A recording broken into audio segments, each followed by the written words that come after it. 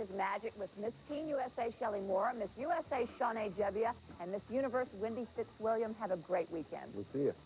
Easy. Finding the right color, the right style, and what exemplifies your personality. Finding all that can be hard.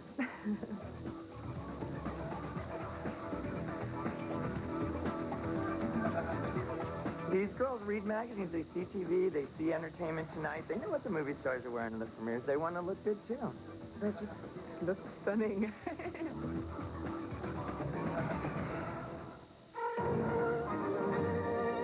You're watching Cake TV, the KAB Station of the Year. Barnacle Bill has done it again. By popular demand, he has decided to extend his incredible offer for one more week. Everyone who buys a general admission ticket by August 16th will get a free pass good for the rest of the summer with a Wendy's Cup. Wow, just bring in a Wendy's Cup and get a free pass for the rest of the summer when you purchase a general admission ticket by August 16th. What a deal! Beat the summer heat and rain with Barnacle Bill's Fantasy and Wendy's. You win at Schofield Honda. Yes, it's that time of year again. 98 model year closeout at Schofield Honda. Once a year, you can get the lowest prices on every Honda in stock. 3.9% on new 98 Civics. Savings up to $4,000 on new 98 Passports. $2,000 off on new 98 Preludes. Or lease for only $319 per month. That's right. It's a win-win situation at Schofield Honda because prices won't get any lower and selection won't get any better. Let me put you in the driver's seat to win at Schofield Honda. The largest selection, the lowest prices, the top name brand, right here. Come on in and save on this Hot Point by GE large capacity super heavy-duty laundry pair. Large capacity means fewer loads, saves your time and money. Multiple cycle, temperature, and water levels lets you choose a large load for the whole family or a small load for the kids. This Hot Point by GE pair is just $4.98. And remember, you get our exclusive lifetime lowest price guarantee. Save today and every day at Midwest. When the temperature gets hot, so do the deals at your local Ford dealer's summer sell-down. Now's your chance to get the best deals of the year on a new Ford Windstar. During the summer sell-down, get 0.9 financing on the first minivan to get a perfect 5 stars in government safety tests. Windstar leads the way in safety, comfort, and value with 0.9 financing. That could save you over $4,500 in financing. So get to the summer sell-down at your local Ford dealer now. It was a battle that lasted for 2 weeks. 32 teams from across North America. 32 teams with one common goal, to be crowned champion. Tonight, only 2 teams remain. From Lawrence Dumont Stadium in downtown Wichita, Kansas, it's the 1998 National Baseball Congress World Series Championship game. Tonight's game is sponsored by Southwestern Bell. Also brought to you by Farm Bureau Insurance, Howard's Optical, and by Pizza Hut. And now, with all the action, here's Greg Bailey. Mother Nature sets a picture-perfect table, and the baseball will take care of the rest at the 1998 NBC World Series. Hi again, everybody. Greg Bailey alongside broadcast partner Rick Potlock. So glad you could join us tonight for the 1998 National Baseball Congress World Series Championship Finals. As we always like to say, it's a mouthful and it's a tournament full, and this year we do get the finals matchup that everybody in the heartland wants to see, Rick. It's El Dorado from right here in Kansas against Nevada from Missouri. That's correct. We have last year's runner-up in the tournament in Nevada. We've got the hometown favorite El Dorado Broncos. They are rivals in the Jayhawk League, the league that they participate in, but it heated up just a few days ago in the quarterfinals over 2 monumental collisions at home plate. Yeah, we'll certainly look back at a great night here at the NBC, but as always, we do like to begin with a little flavor from the tournament, and this year it's a new flavor as the National Baseball Congress goes international with a visit from the Tijuana Mayos.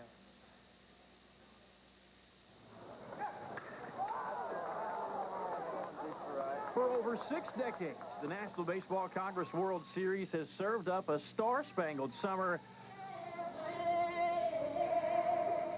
and 2 weeks of the American dream. And this year, America's pastime welcomes her North American neighbors.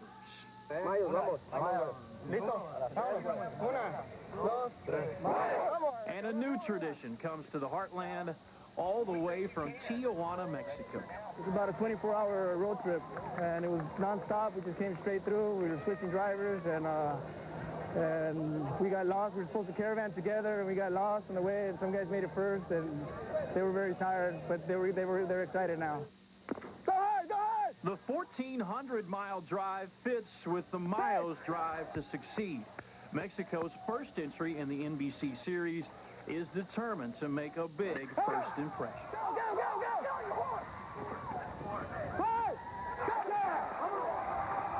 Le pusiste en juego, es lo que pasó. Si estás yendo sobre de la pinche curva, güey. Quédate atrás y lo vas a trancar ese güey. We knew we were going to be here all along when the season started. I could tell by just the way we played and the way we gelled as teammates. Being here is not enough for us.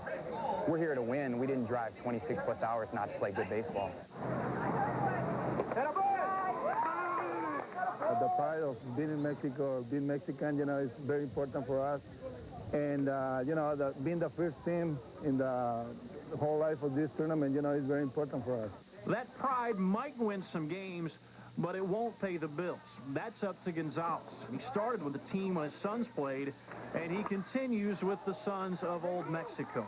Only when you understand baseball's part in the culture of Tijuana is it possible to understand what this tournament and this summer mean to the Mayos.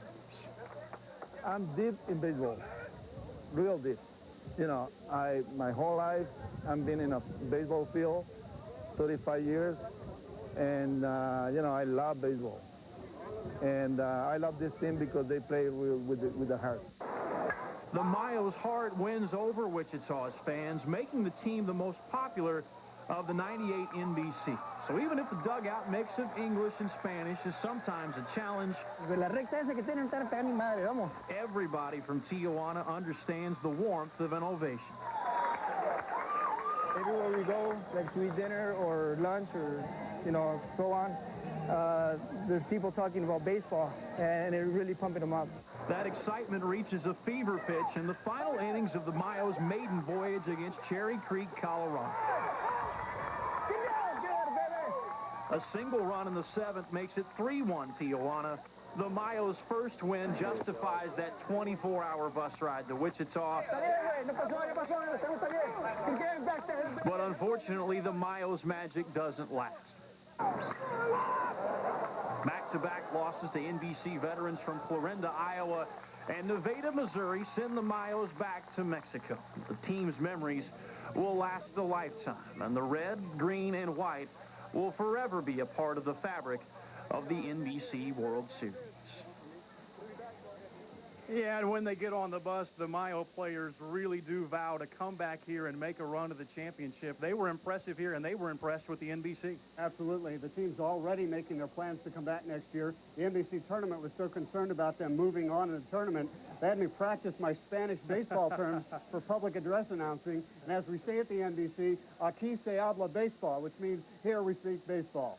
Now, if anything can beat a little bit of the bilingual approach, it's a lifetime commitment, and we get that at the '98 NBC as well, Rick. That's correct. One of the more unusual sidelights of the tournament this year was a wedding at home plate with one of the former players for the Seattle Studs, big fan favorite here, Mickey Schmidt. He met his wife here in 1993, Beth Griffin. She's from the area. She lived in Arkansas City, moved to Wichita, has joined Mickey out there. One of their life dreams was to be married at home plate. That's exactly what happened to them as well.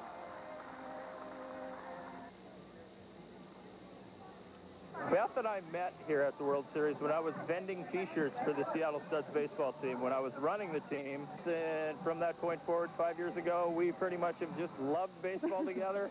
Always have, always will. And we said, you know, this would be great. Let's not just get proposed here. Let's actually get married here. Were you impressed by the black tails and the shorts, or was it the baseball cap and the trail? But my personal favorite was a high five from a circuit court judge.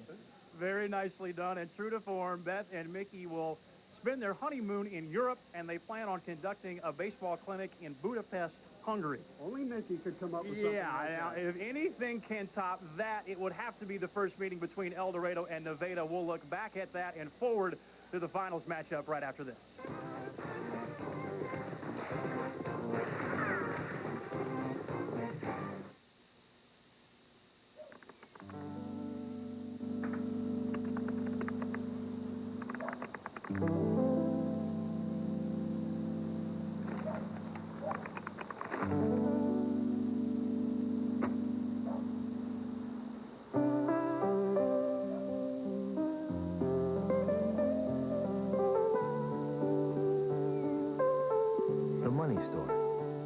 100? Oh, yes. It's big. It's unbelievable. It's Quality Chevrolet's 40th annual year-end closeout blowout. Every remaining 98 car and truck must go. It's ridiculous.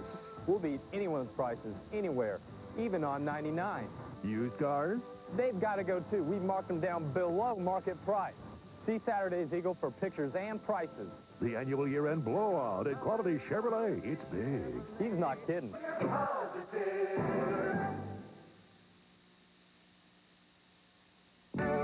Arthur Anderson will list and sell your home for 4% guaranteed. No gimmicks, no franchise fees. Call Arthur Anderson Real Estate at 634-3871.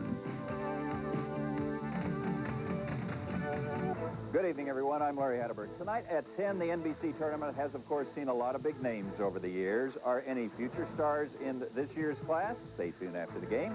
And we'll have a look at your weekend weather tonight at 10 on Cake News.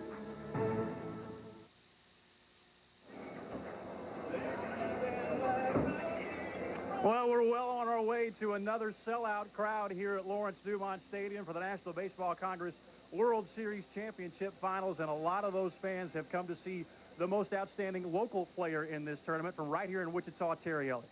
Terry Elliott is kind of the odd person in this group. When teams are composed of college players and guys that have just completed their minor leagues, here's a 34-year-old guy whose love of the game has prompted him to come back yet again and play for the El Dorado Broncos in the NBC World Series.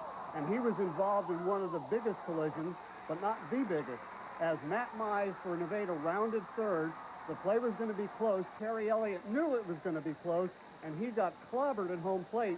As a matter of fact, it jarred some teeth loose, and he lost a tooth and had to go to the dentist the next day. What are you doing out here? What, it doesn't look like I'm having fun out here? No, this is great. I mean, to be undefeated, last undefeated team in the NBC World Series, the thing about it is I won this thing in '86 with Anchorage. These guys were playing in their sandboxes, and it's fun to get out and compete with the young guys. Now, of course, the second chapter of these teams' first meeting involves Nevada catcher Ryan Jorgensen from Kingwood, Texas. He suffers a broken jaw on the huge hit from El Dorado's Quinn Cravens. Ryan knocked unconscious before he was taken to the hospital. He does plan to be in the dugout tonight before he goes home to have a plate inserted in his jaw. We obviously speak for everyone in wishing Ryan the very best. El Dorado's emotional 9-5 win, Rick, part of a wild ride to the final. Absolutely, and as you take a look at this graphic on that ride to the finals, El Dorado opened up with a blowout win, one of the run rule games, but as we move along, you see the competition got a little bit better from San Francisco, and in the third round, as we moved, you see El Dorado gets another blowout win, and then against the Prairie Gravel, that was the crowd favorite last year. They really had to do some work, and they scored 5 runs in the top of the 9th inning to get that one, and then again, as we've talked about before, we've seen the other ones, the 9-5 win and then the win over Kenai to put them in the championship undefeated. Now, as far as Nevada goes, they've had a much tougher road. Yeah, we'll get to them in just one second. The emotional part of this ride to the finals for El Dorado, obviously a huge key. Mark Staniford standing by down on the field with El Dorado manager Mark Wazakowski. Mark? Greg, I'm down here with the El Dorado manager, Mark Wazakowski. And, Coach, I appreciate you taking time here before the game. Coming in this ballgame, you struggled a little bit in the regular season, but you really turned around here in the postseason. What are some of the factors that have gone into that? Well, we had a addition of about 6 new ball players here towards the end of the year. Consistency for the majority of the season, and that really turned around as soon as we added 6 quality ball players with some veteran leadership, and we can guide some of our younger players in a better direction than they'd been in. You know, you've got the ace of your staff on the mound tonight, Nate Robertson, who's been in this ball game before, I believe in '96. Left-hand thrower facing a predominantly left-hand hitting ball club, Nevada. How do you feel coming into that game? Well, I feel good. Anytime you have your #1 guy on the hill for you in a championship game like this, especially out of Wichita State, and having dealt with the pressures that go along there and having the coaching of the quality individuals who work over at Wichita State, I feel pretty good, you know, and it makes my job a little bit easier. He's been in the situation before to be able to deal a little bit with some pressure and adversity, and look forward to having Nate Robertson hopefully go out there and throw 9 solid innings for us tonight. Well, Coach, good luck tonight, and I appreciate you taking some time. Greg, there you have it. I'll pitch it back up to you. All right, Mark, thanks as always. Now, the other half of the coin here, Nevada, they have to come back and play last night while El Dorado gets a little bit of a rest. Absolutely. This has been an emotional and a physical roller coaster for these two teams. If you look at the graphic, let's just concentrate the last three games. First against El Dorado, they lose after basically losing their top two catchers. Then they have to score 6 runs in the final 2 innings against Florinda just to make it to last night's game against Dallas. They were fortunate in having a big win because they got a lot of offensive support from John Weber, the home run, Pablo Lelucci with a double, and a triple from Brandon Caraway. So it's hardly been an easy road for the Nevada Griffins. Their manager, Elliott Sampley, has said simply, look, my team has scrapped all year long. I believe we can get it done again. Elliott will be standing by with Mark Staniford. Nevada Griffins, Elliott Sampley. And Elliott, your team was in this championship game last year. You're back in it again this year. Do you think that gives you any type of advantage going into today's game? Well, I don't know if it gives us a great advantage. It does a little bit. We have about 4 guys that were in it last year, and, you know, they knew what to expect today with all the photos and interviews and, you know, news and media coming out. So in that case, it does a little bit, but when you step on the field, not really. I mean, both teams are going to be nervous until they start playing. So once a game starts, it doesn't give you that big of an advantage. It just maybe makes all the hoopla before a little easier. You talk about being nervous. Is it pretty important for your team maybe to come out, score a few runs early, maybe get a few of those jitters out of the way? You bet. I mean, we would love to jump out on the team a little early, especially El Dorado here in the championship. But, you know, it doesn't know. Our guys are going to fight till the end. I mean, we showed that earlier in the tournament, and they've done it all year. So even if we are down late in the game, our guys believe we're going to come back and win. You know, and hopefully we're not too far down, so we do have a shot. And that's all we're asking right now, just to be in the game at the end. Well, Coach, I appreciate you taking the time to be with me, and good luck tonight. Thanks. All righty. We'll send that back up to you, Greg. All right, Mark, if anybody can pull off the double dip tonight, it'll be Nevada. First pitch coming up right after this.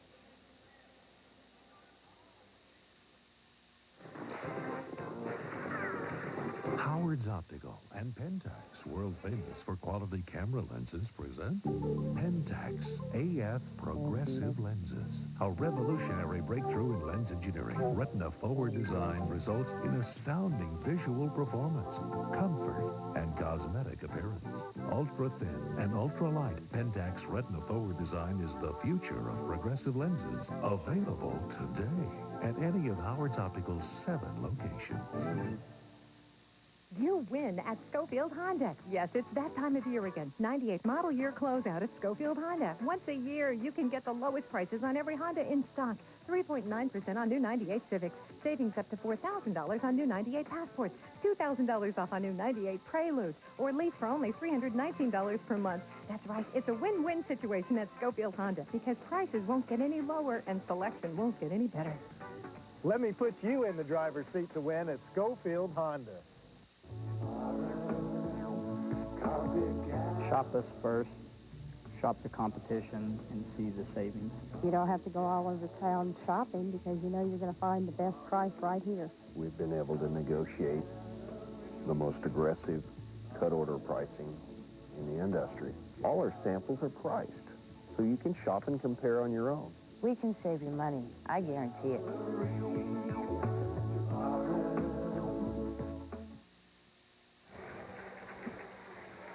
Welcome back, everybody. Ready for the first pitch of the 1998 NBC World Series Finals.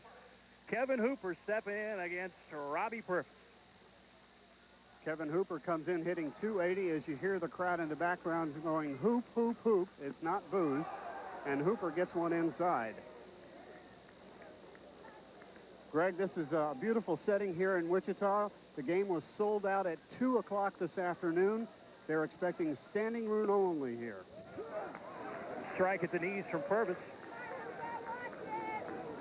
Robbie's out of Bradley University. Faced Kevin in Wichita State earlier in the spring. Did not fare too well. So an interesting note there. Purvis has been electric in this tournament, tipping the gun in the mid-90s throughout the length of the NBC. Hooper in the tournament, Greg, 7 for 25, 7 runs scored, 5 RBIs with a homer. Shot down the line. Fair ball. Hooper on his horse, rounding third. Into second the easy way with a stand-up double, Kevin Hooper. So, Rick, if the crowd needed anything to get it going tonight, they've got it right off the bat. Right off the bat, with Hooper leading off with a crisp line drive double that just kissed the line, and Josh Shepis, the third base umpire, right there calling it a fair ball. And up to the plate now, Jeremy Troutman. Troutman comes into the tournament hitting .364. 8 hits and 22 at-bats, 7 runs scored, and 6 RBIs.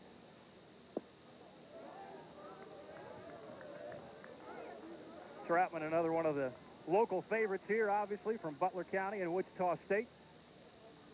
Got a little bit of everything for the Broncos in their run to the finals this year. Shot back up the middle. Wazakowski will wave Hooper home. He'll score standing up, and the Broncos lead 1-0. Again, a good hard shot right up the middle. Hooper able to score with no problem at all. And the Broncos jump out to a 1-0 lead. And in a championship game like this, where they are the ones that only need to win one time, breaking out is very important for them. Yeah, just a clean signal right up the middle for Troutman. So the wheels already beginning to turn for the Broncos. Dave Bacani steps in, the shortstop from Cal State Fullerton. El Dorado manager Mark Wazakowski coached Bacani in high school, so the recruiting process was an easy one this summer. We do need to point out, Rick, to set the stage here and make it clear for everybody, if El Dorado wins the first game tonight, the Broncos are the champions of the 1998 series. Should Nevada win the first game, though, we will come back and play a second game, winner take all. That is correct, and there is a lot on the line, not just the big trophy that we're talking about, but the sponsor of each team. The winning sponsor gets $15,000, and second place money is nothing to sneeze at either, but it's the $15,000 prize that does go to the sponsor. And the reason? These two teams combined have budgets of $130,000 for the year. Wow. Connie straight back.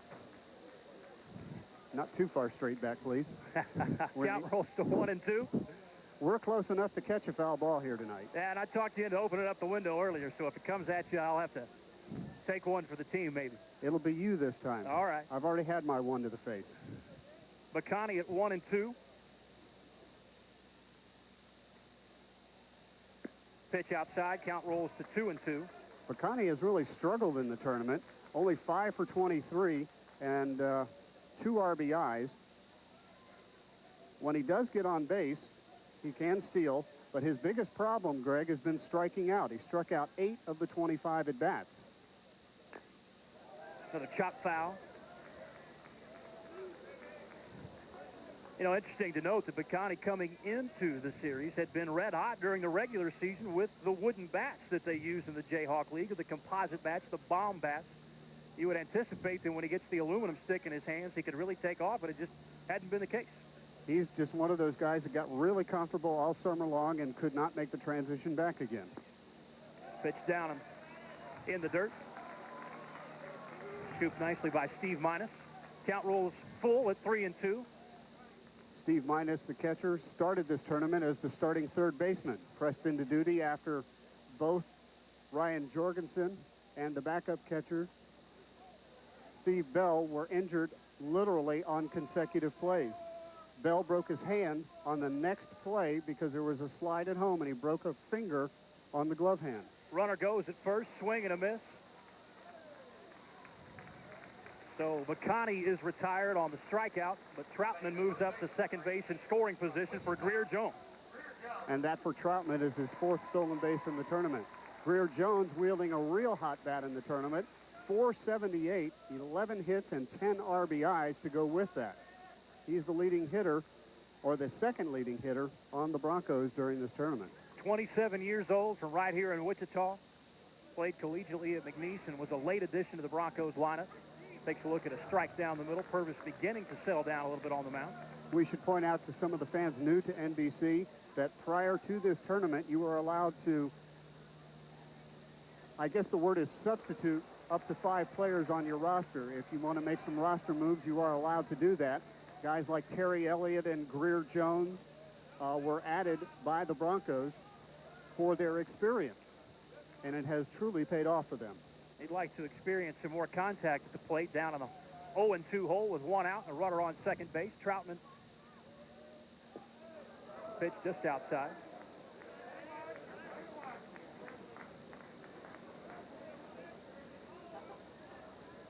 One and two. Purvis not taking too much of a look back there.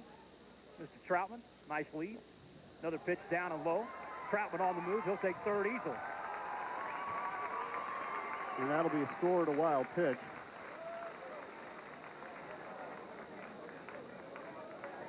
We're going to get a visit from the pitching coach. Talk to Mr. Purvis as we take time here. Pitching coach is Harry Gurley. And Harry has truly been around. Harry's 55 years old. He was a head coach at SIU Carbondale for a while. He also managed in the Pioneer Rookie League out in the west, the northwest area. And he was a high school coach at Arizona and Texas. And they purposely wanted Harry to come in to work with the young pitchers. When we talked to Elliot Sampley, the manager, he was saying that one of Purvis's problems was, as he put it, he likes to do little things on the mound that take up time and take away from his pitching. He likes to adjust the shoes, adjust the cap, adjust the shirt, but the timer clock has actually kind of cured him of some of that. 2-2 with one out and a runner at third. Pitch high again. And we'll point out about the clock, the pitchers have 20 seconds to get rid of the ball. Otherwise, they will be charged with the ball. Now, if the batter does not get in within 20 seconds, the batter gets a strike. Greer Jones has fought his way out of an 0-2 hole, count full, and he draws a walk. So a nice at-bat for Greer Jones. On base again. Rick talked about the .478 average, but that's a fine at-bat without really putting the bat on the ball. Sam Scott steps in from the left side out of Florida State, hitting a cool .350 in the 98 NBC. Sam's got a chance to add to the RBI total here. 4 so far with a single home run in 6 games for the Broncos. Pitch right down the middle from Robbie Purvis. Not a guy known for his great speed, but he can motor down the line when he needs to. Yeah, Mark Wazakowski, the manager from El Dorado. Pitch outside, gets away. Runner will come home and score again. Broncos lead at 2-0.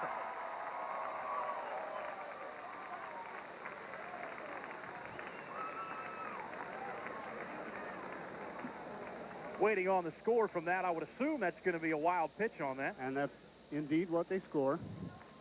Take a look at Troutman, decisive from the beginning to get home, so he even beat the pitcher home. Yeah, he tells a little bit of a tale with a single, a steal, goes to third on a wild pitch, comes home on a wild pitch. So Purvis struggling early here. Although he has pitched in big-time Division I baseball, I would imagine there are not too many times that he has pitched in front of a crowd of this size. And in a game that means this much, sir. And the stands are filled up, as is the Hardball Cafe, which is down the right field line. All the seats are taken there. There is standing room around. See the crowd in the background. And we are packed here at Lawrence Dumont Stadium in Wichita, Kansas. So Purvis goes to 3 balls and a strike against Sam Scott. Of course, Greer Jones moves up on the wild pitch. Pitch inside and another walk as Scott takes his base. And Purvis is digging himself a huge hole here, one that Nevada will have to really battle back from. Yeah, Chris Williams already working in the pen down the left field line for Nevada.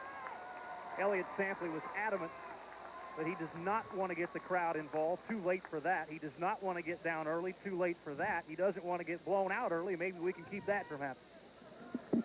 And here he is, one of the most popular players in this tournament, Terry Elliott. Ball gets away again. Both runners will move up. Really has turned into a struggle early for the Nevada Broncos. And I think part of that struggle has to do with Steve Minus. Don't forget, ladies and gentlemen, this is really a third baseman. Yes, he was an all-state catcher in high school, but that was 4 years ago, and that was ruled a pass ball on that particular one. So he's adjusting. This is only his 3rd game behind the plate in 4 years. Elliott swings through a strike. Has to imagine Terry's licking his chops a little bit as he takes a look at 2 runners in scoring position. Broncos already on top 2-0. Terry .333 with a double, 5 RBI. Voted the most inspirational player of the tournament, the most popular, most outstanding local player. and very popular with the local dentists. He is. Got a chipped tooth in the collision that we showed you in the pregame show. Talked to him right after that ball game. He told me that just about all the teeth were loose, but he was looking forward to coming back and playing in the finals. In the vernacular of baseball, he's a gamer. Anybody who's 34 years old, no offense to our broadcast partner, Mark Staniford, but anybody who's 34 years old and comes out here and runs around with the kids is a gamer. There's a shot up the middle. Wazakowski waving the runner home. Sets up a play at the plate. Throw is late. Broncos lead 4-0. RBIs 6 and 7 for Terry Elliott in the 98 NBC.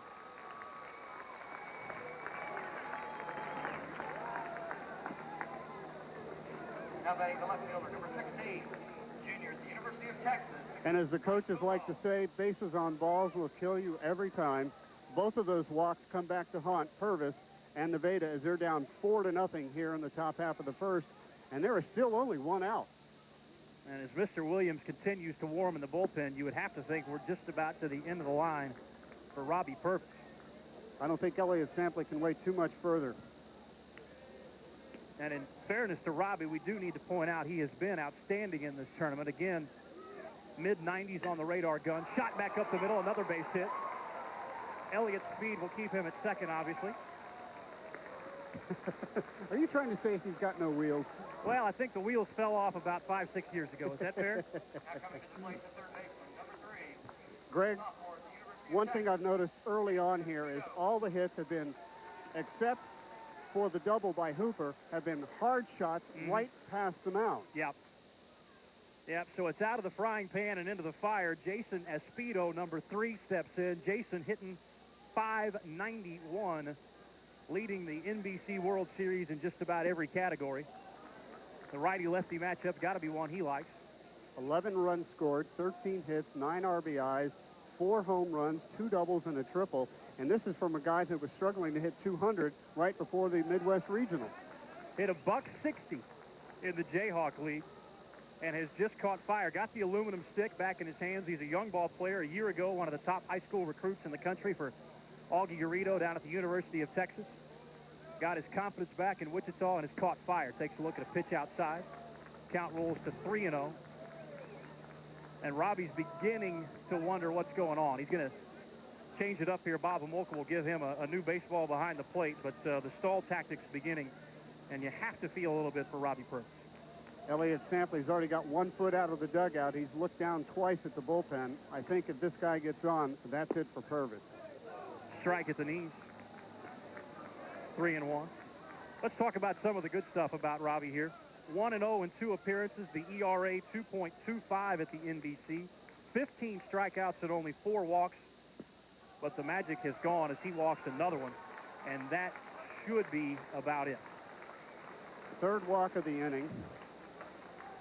We're down to the number 9 batter. And yes, we do have, I believe that's the pitching coach coming out again. And that will mark the end of Purvis's tour here in the NBC World Series Championship game. Well, you have to feel for Robbie Purvis against Kenai, Alaska, always one of the outstanding programs at the NBC. 7 innings pitched, 3 hits, no runs, 10 strikeouts, and 2 walks, but he just can't find it here tonight. So better days ahead for him. We'll certainly keep an eye on Robbie at Bradley University. But now we're going to change it up. Crowd going to give him a nice hand and a classy gesture. His teammates will come out of the dugout to try to soothe some of the wounds for Robbie Purvis. Well, let's see. We talked about not getting the crowd involved early. Elliott Sampley wanted that. That's 0 for 1. 0 for 2 because he didn't want to fall behind early. Well on his way to 0 for 3 because he feared getting blown out early. Thought if his team could just hang in the first couple of innings, he liked their chances tonight. And the other thing that he did mention to us is that he didn't want to have to go to his bullpen early because he was anticipating trying to play 2 tonight. And things are not looking good for the Griffins so far. Chris Williams in his very first appearance here in the NBC World Series. Kind of a local boy, goes to the University of Kansas from Edmond, Oklahoma, which is about 4 hours down the road to the south of Wichita. Take a look at some of Chris's numbers.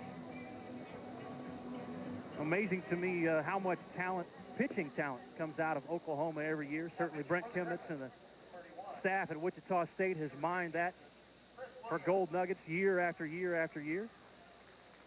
Chris trying to stop the bleeding a little bit. Rangy right-hander. And again, he comes into a really nasty situation. Bases loaded, 1 out.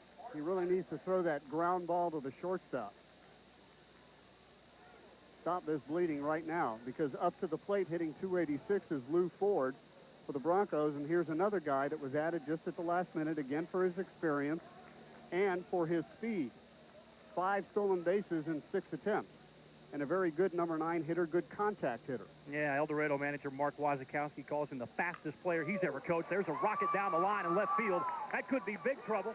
That gets all the way to the wall. The wheels continue to turn for El Dorado. That will score 2. And Lou Ford steps in with a 2 RBI double down the line. How about 6-0 El Dorado?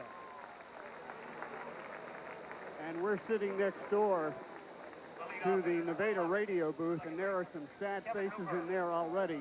They seemed very determined when we talked with the players and coaches today, and they have just come out flat as the proverbial pancake. Yeah, we'll get another look at that. That was a pitch that was high in the zone. Lou Ford gets the barrel of the bat on it. It gets all the way to the wall. There's another shot down the line in right. Jason Picard makes a nice catch. That'll score another run for El Dorado. Now 7-0. Kevin Hooper gets an RBI in the first. Now batting the right fielder, number 31, Jeremy Troutman. All right, so you and I talked before this deal. You got the computer set up, ready to roll. I think we've already blown out a couple of chips in that baby. The computer's trying to catch up, let me tell you. When the computer's out of breath, you know you're in trouble.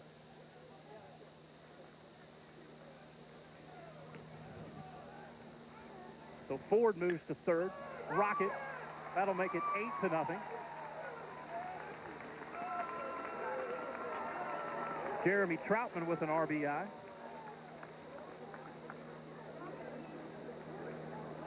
The shortstop, number 1, Dave Bacani.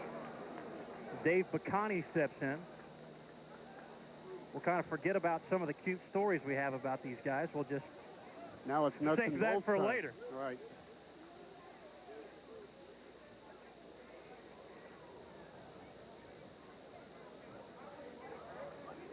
Bacani singled and scored.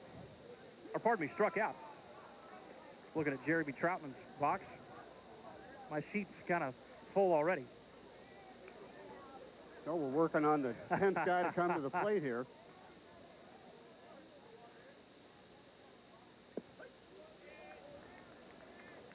Bacani takes a look, got a pitch low. 1-1 with 2 outs now. Hooper did record the second out of the inning on the sacrifice fly. Bacani struck out for the first out of the inning. That was 1, 2, 3, 4, 5, 6, 7, 8 batters to go. Pitch inside. Got a little bit of the jersey. Says home plate umpire Bob Homolka. So Bacani will take his base. And the merry-go-round continues for the Broncos. And yet again, another visit to the mound.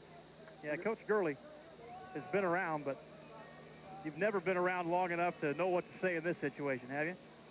This is a tough thing, especially when everybody knows what's on the line, and all of a sudden they come up with an 8 spot, and let me tell you, it's not over yet. 8 runs on 6 hits so far here in the top half of the first inning, and that's got to be a demoralized dugout already. So we can close the book on Robbie Purvis.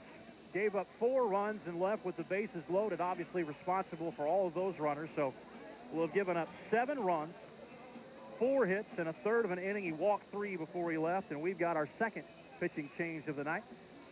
Number 29, Mark Butler, coming out from Bellevue University in Plattsmouth, New Hampshire.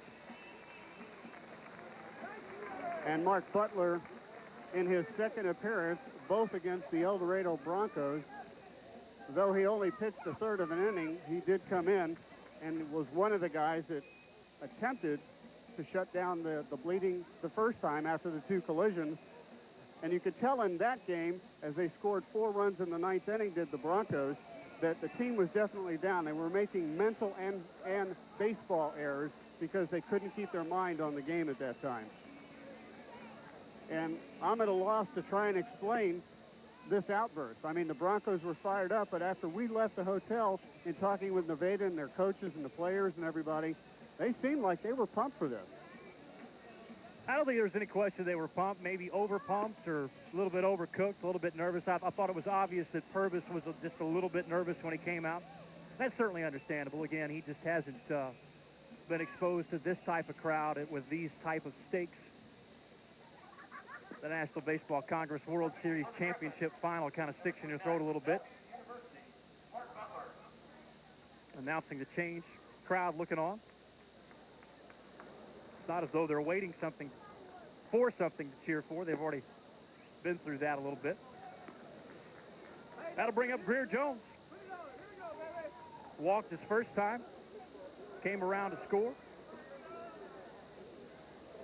on the 2 RBI single from Terry Elliott. Greer had a big steal of home plate for an insurance run in a kind of a bizarre game with Kenai.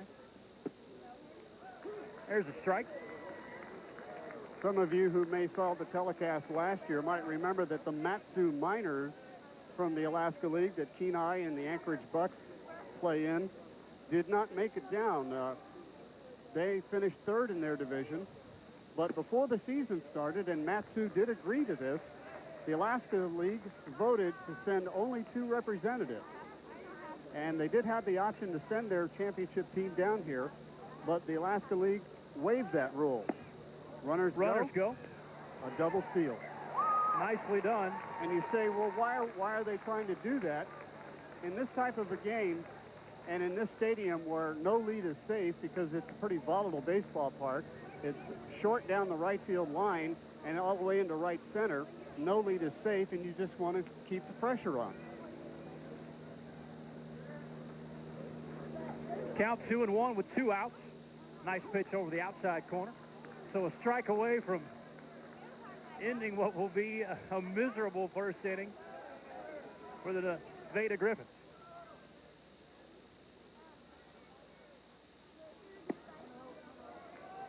Papamoka says no. Greer Jones will take it. Picani on second. Jeremy Troutman at third. There's a rocket up the middle. Nice play there by John Weber, and the inning is over, but not before 8 runs come across on 6 hits for the El Dorado Broncos. Nevada's got a long way to go when we come back.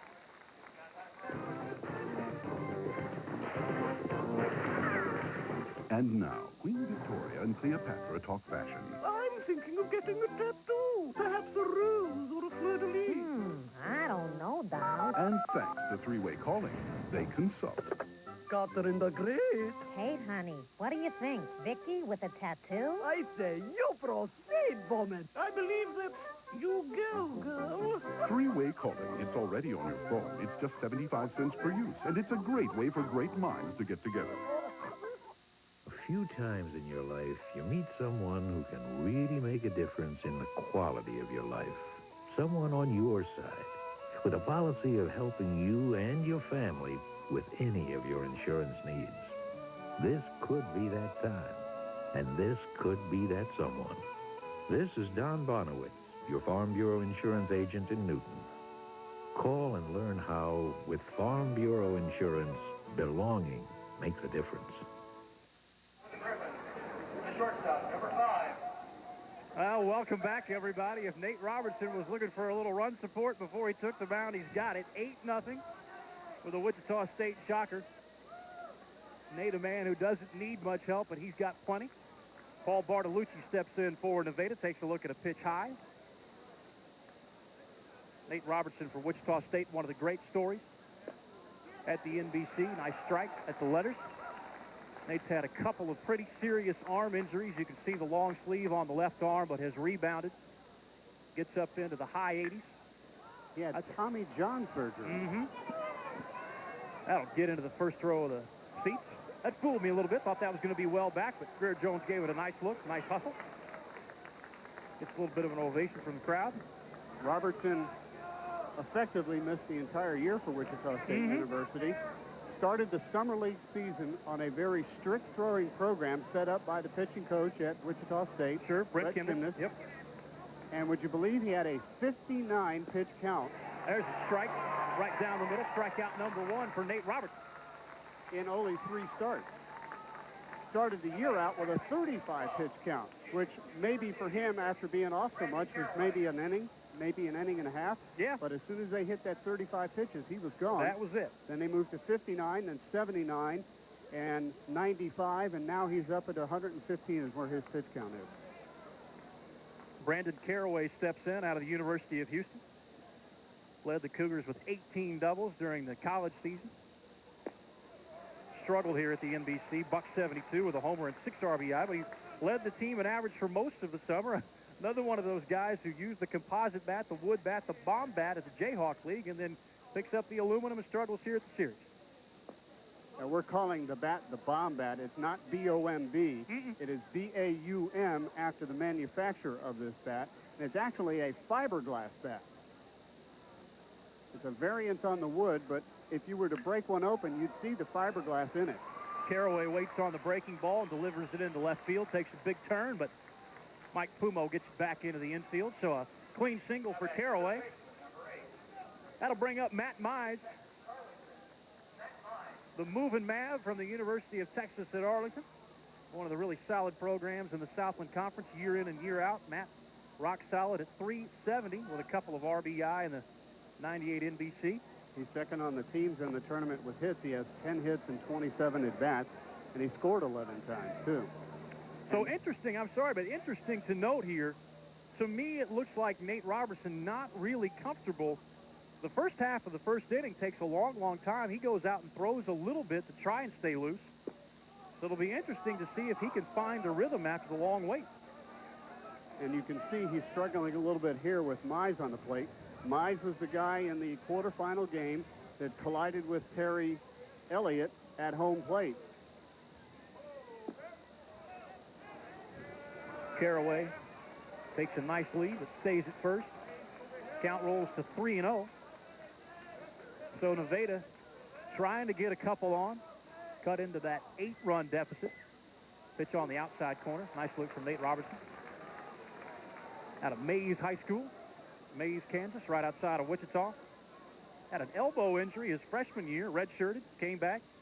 You mentioned the Tommy John procedure, came back from that really in about 3/4 of the time than what they expected. That's impressive. Pitched in on the 5th. Nicely done. That's what Nate Robertson can do so well. He understands how to pitch. Left-handers that get up into the high 80s are effective to begin with, but he understands how to move the ball around. Terry Elliott will insist that he pitches inside, and he's effective. There's a rocket. Hooper. Short for 1. Back across the diamond for the 4-6-3 double play, and the Broncos are out of the first to protect the 8-run advantage. Kevin Hooper turns it about as well as anybody. Maybe not the start that Nevada was looking for.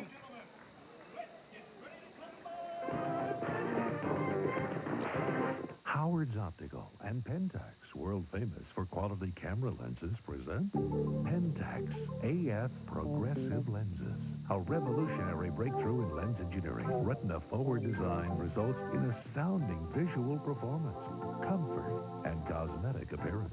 Ultra-thin and ultra-light Pentax Retina-forward design is the future of progressive lenses. Available today at any of Howard's Optical's 7 locations.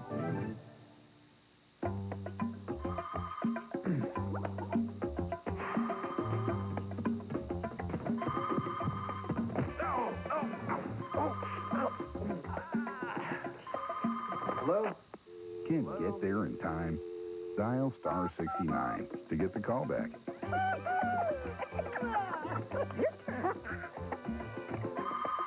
You only pay when you use it.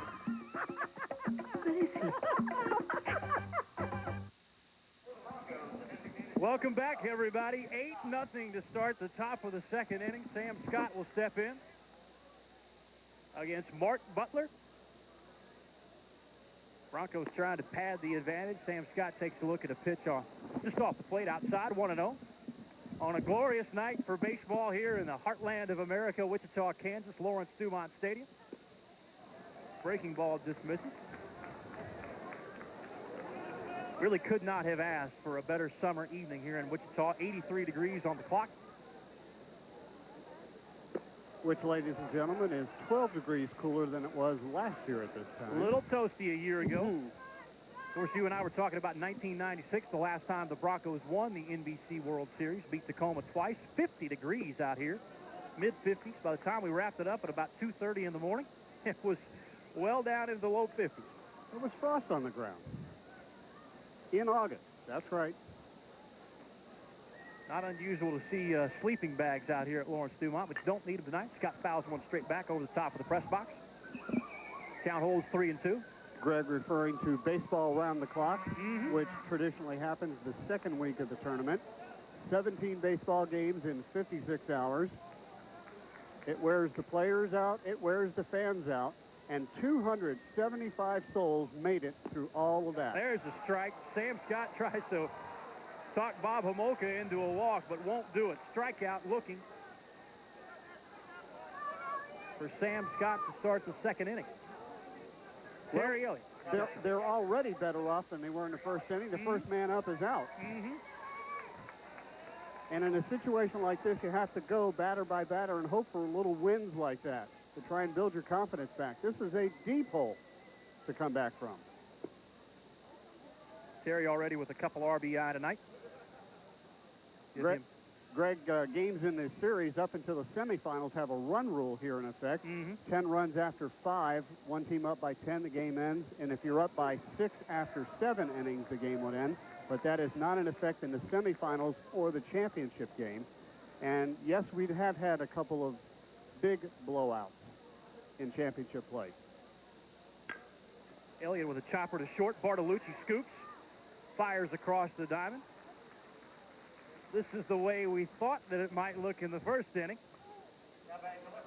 And I'm sure Elliott, Sampley, and the Griffins' entire bench would just like to erase that first inning. Well, hats off to Mark Butler. He's really come in and done a nice job. Got Greer Jones to end the longer-than-long first and has come back with a strikeout and a grounder to short. So 3 up and 3 down, and throws a first pitch strike to Mike Pumo. That was something that Robbie Purvis was not able to do as he took the mound in the first inning. Right, he was effective in this first game that he pitched here, but he was all over the place in this one. Pitch inside. Could it be, Greg, that based on what he had seen in the last game, he might have been a little intimidated by the Broncos? Well, another chopper to short, and that's too easy for us. Throw across the diamond. 1, 2, 3 inning. Nevada trying to claw their way back. They do still trail by 8.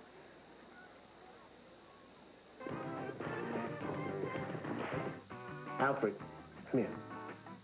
Run over to Pizza Hut. Check out that new Fiesta Taco Pizza. Becky, check on Alfred. Cece, Victor. Check on Alfred, Becky. Lou.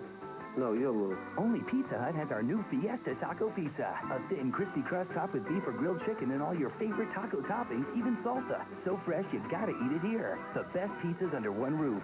They're not coming back.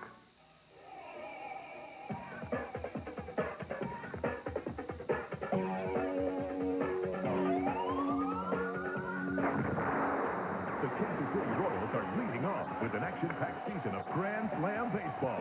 Experience all the strikeouts, hits, and amazing grabs that will turn you into a Royal follower.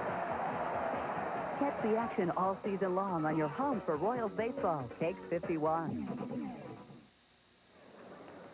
Welcome back, everybody. All set up for Nevada to make the comeback of the century here at the National Baseball Congress World Series. Jeff Juarez will lead it off, the 97 MVP. Looking for anything and everything but a 1-2-3 inning. It's hard to believe that a 393 average in this tournament for him is 150 points down from what he hit last year. He just couldn't get him out last year. There's a stroke into left center field. Pumo going back. Still going back, looking up over the top of the wall. Home run for Jeff Juarez. Have to be honest with you and tell you this has not been a tournament where the ball has carried, but it certainly does there. And Mr. Juarez is back at it. That's his second home run of the tournament. Nevada looking for something to cheer about, and they get it from the 97 MVP, doing good things again. Got his 12th hit in the tournament just now, raised his average to 415, scored his 10th run, and it puts the Griffins on the board, something they desperately need here. And what they've got to do, Greg, is just chip back and look at it carry. The wind is blowing actually from right field to home plate, but he got a nice carry there and drove it out of the park. So a nice job for the Superman out of Texas San Antonio, brings up Brian Feast. Nevada on the board. Feast at an 0-1 hole. Make it 0-2. Nate Robertson comes back strong after giving up the home run.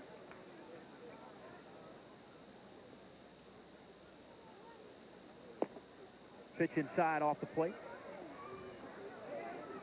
That's something, again, we talked about with Brent Kimmons, the Wichita State pitching coach, about his favorite pupil, Nate Robertson, not afraid to pitch inside. Feast barely stays alive, and that's something that Terry Elliott has really encouraged him to do. People, I think, sometimes have the wrong idea that you cannot pitch inside to the aluminum bats. Yes, you're going to give up some blue pitch, but you also get the hitters off their rhythm, and if you do it effectively, I believe it is effective in the college game. One of the nice things about having Terry Elliott join your team like this is you get all that wealth of experience, so much so that Mark Wasikowski has said, Terry, you call the game. And that's exactly what's going on. And he has done a nice job. Wasikowski really amazed that Terry can take a very detailed scouting report, go over it for an hour to an hour and a half, and he absolutely positively has hitters dead cold. Two-strike pitch, low and outside. Count rolls to 2-2. And the other nice thing, you would think that the guy that had started all year long would be, would be upset by the fact that he comes in, but that was not the case at all, because what had happened is that Trey Lunsford, who was the starter, actually learned a lot from Terry in the time that he's been with them. He actually learned how to read those scouting reports and know what they meant. Feast is swinging a miss. That was ugly. Robertson pulls the string. He nibbled and nibbled and nibbled. Pulled the string nicely. Second strikeout of the game for Nate Robertson. Brings up Eric Cameron, one of the heroes of Nevada's climb out of the loser's bracket after the first loss to El Dorado. Eric, the DH, takes a look at a pitch low and inside. Had the game-winning single against Clarinda in the 9th inning. He doubled in the 8th inning of that game, which was another one of the thrillers we've had here. Play at the plate to end it. Nevada wins. They survive. Get to play the Dallas Sox in the semifinals. That turns into a blowout as Nevada claws their way back into it. 2-0 to Cameron, pitch in the dirt. Again, Nate Robertson really hasn't found his rhythm yet. Certainly his A game not evident yet. But it's fortunate that now it's a 7-run lead, that he can afford to make a mistake or two and still find that rhythm. And it also gives the Broncos a little bit more flexibility, because in a situation where when you're in a championship game, you can afford to do something like this when you're up like this. If it's a 1-run ball game, it's Johnny Holstaff. Right. Kevin Hoop will come in and talk to his college teammates. Obviously, not what you want to do is start to walk people. We saw that hurt Robbie Purvis early. I don't think the solo home run really is as big of a problem as walking people. Jason Picard from the University of Houston takes a look at a strike. When we talked to Elliot Sampley, the coach of Nevada, he called Purvis Nervous Purvis. And we asked him why. He said because he goes deep in the count a lot of times. And unfortunately today, it came back and hurt him real bad. Pitch just off the plate. Earl Weaver used to have a relief pitcher named Don Stanhouse that Earl called Full Pack. And he says, well, you asked him, well, what does that mean, Earl? He says, well, I go through a full pack of cigarettes every time he comes out on the mound. And Earl would do it in the dugout, too. Swing and a miss for Picard on a nice breaking ball again from Nate Robertson. Nate comes with a fastball again, upper 8, has the nice change and goes with a breaking ball, kind of a slider curve. Breaks late. Pitch inside here, the nice pop of the mitt there. That had to be at least in the upper 80s. We're trying to cheat and look down at some of the radar guns. And what happens is everybody is so careful about it Those guns go down right after the pitch. Strikeout looking. Yeah. Strikeout number 3 again for Nate Robertson. I think maybe the zone is starting to come back. Yeah. Now batting the catcher, number 33. A senior from the Here's our guy, Steve Minus. Steve Minus. Plays third at UT San Antonio for a good club for the Roadrunners, but obviously you detailed the story. Catches here tonight. Chops one off. Now they found their starting catcher. It's interesting to note that they had to have a tryout camp for the backup catcher, and they held it with 4 players. And I don't know whether it was safe to say that the guy that won it really won the job, but it was Robert Dudonay, and he's the backup catcher now. He's a utility player and a relief pitcher. Now he's the backup catcher. Yeah, it's easy. Does it right there. A couple of strikeouts and a nice play at short. That'll do it. Jeff Flores does get the Griffins on the board, 8-1 as we head to the third. A few times in your life, you meet someone who can really make a difference in the quality of your life. Someone on your side, with a policy of helping you and your family with any of your insurance needs. This could be that time, and this could be that someone. This is Ed Bridwell, your Farm Bureau insurance agent in Hayesville. Call and learn how, with Farm Bureau insurance, belonging makes a difference. Hear that Wrangler thunder, feel that Wrangler beat.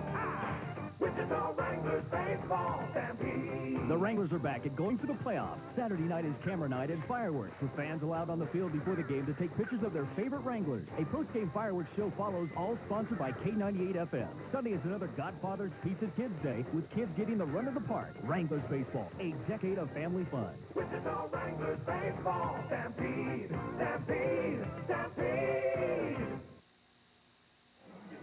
All right, welcome back to Lawrence Dumont Stadium. 8-1, El Dorado leads it. Jason Espedo will try to add to it out of the University of Texas. An NBC All-American. We talked about the impressive array of statistics. Leads the NBC in just about everything, and why not? 591 the average. Walked his first time up, scored a run. And by the way, that was his first walk of the tournament. Yeah, he's hit everything else.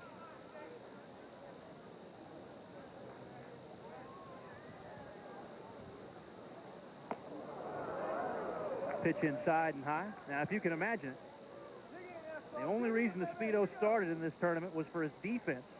And look what happened. Yeah, and he explodes.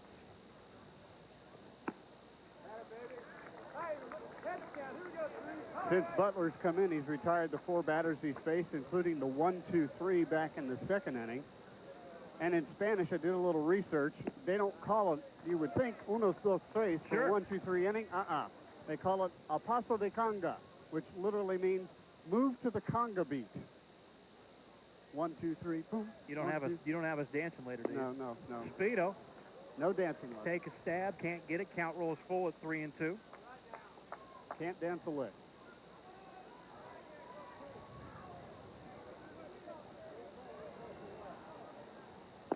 Pitch inside, nicely done by Butler. That's his second strikeout since coming on. Now to the plate, the center fielder, number 25, Lou Ford. Lou Ford steps in, of course, delivered a couple of RBIs from the 9-hole in the first. Got to show off some of that speed. Out of Dallas Baptist. He takes one for the team and will go to first.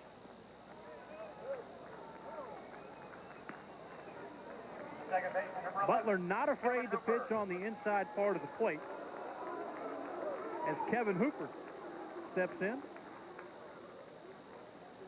Elliott Sampley knew the odds against his team. He said they're going to have 10,000 people here tonight, and all of them are going to be chanting Hooper. And he was right. He was right about that. Kevin doubled to start it out. Scored in the first. Mark Wasikowski is very frank in his assessment of Kevin Hooper's abilities. Says he is quite simply the best second baseman that I have ever seen. And we need to kind of frame that up and give you a point of reference for that. Wasikowski grew up in California. Played with people like Phil Nevin growing up, so he has seen some awfully good baseball. was part of the 92 NCAA championship team with Pepperdine. When we were talking about Hooper, one of the comments that he made to us was, the one thing I want before I leave this game is a picture of Mark Hooper fielding and his autograph on it. Kevin Hooper takes the walk there. Puts 2 men on for Jeremy Troutman. Jeremy 2 for 2 already. Couple of RBI. El Dorado not satisfied with the 7-run cushion. Time is called on the field. Coach Gurley making another trip. See, I'll be honest with you, I thought we had, enough notes on the coaching staff. We're kind of running out. We do need to point out he was with the SIU staff when they made their big run in the College World Series way back in 1971. He was the pitching coach on that squad. So he's seen better, and he's seen enough. Now, I'm a little bit surprised by this. I think that they just don't want to get it out of hand any more than it already is, and at the slightest hint of trouble from here on out, we're going to see the entire staff go. Okay. Butler came in and closed out the first, got Greer Jones to line out to center field. Started the second with a strikeout and a couple of ground outs to the shortstop. Gets a speedo, the strikeout looking, but hits a batter and walks a batter, and that'll do it for him. And the backup catcher is now the pitcher. Robert Dudonay is the new pitcher. Good job for a job well done. Big Fish would like to reward you with a dinner from Skippy's Seaside Eatery at the And Dudonay in the tournament has appeared as a pitcher as well as a pinch runner. He did score the winning run against Clarinda. We talked about that. And then against the Broncos, back in the quarterfinals, he pitched 3 2/3 of an inning, gave up 3 hits and 2 runs, but was the victim of a lot of shoddy fielding. Remember, this was shortly after they had carted Ryan Jorgensen off the field by ambulance. But he was effective with 1 walk and 4 strikeouts and only gave up 1 double. So in the tournament, he has no ERA, even though he did give up a couple of runs. And Mr. Do-Everything, Robert Dudonay, is now the pitcher.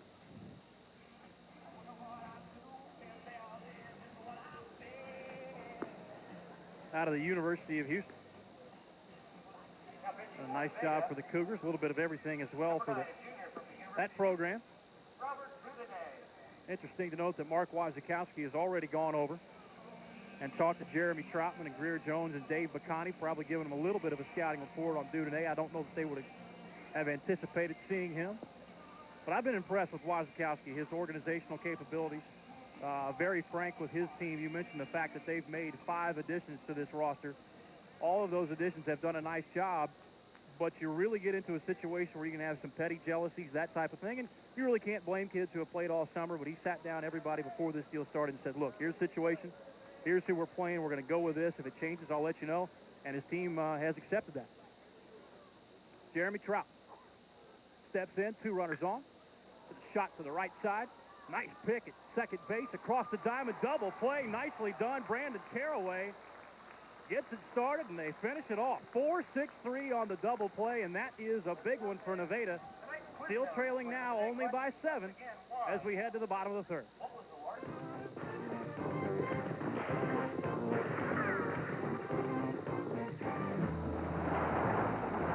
Is your mom coming? My mom? You mean Eric's mom. She drove yesterday. Your coat got caught in the door. Well, my mom's on Thursday. It is Thursday. Wednesday. Thursday. Are we off on Monday? It's Thursday. You were tuned for lunch. Plans getting confused? Use 3-way calling from Southwestern Bell. When you're on with one person, just click over, dial another number. When they answer, click back. It's already on your phone and just 75 cents per use. Well, look who's mom's for us. All of us. Well, this just throws off the whole schedule. 3-way calling from Southwestern Bell.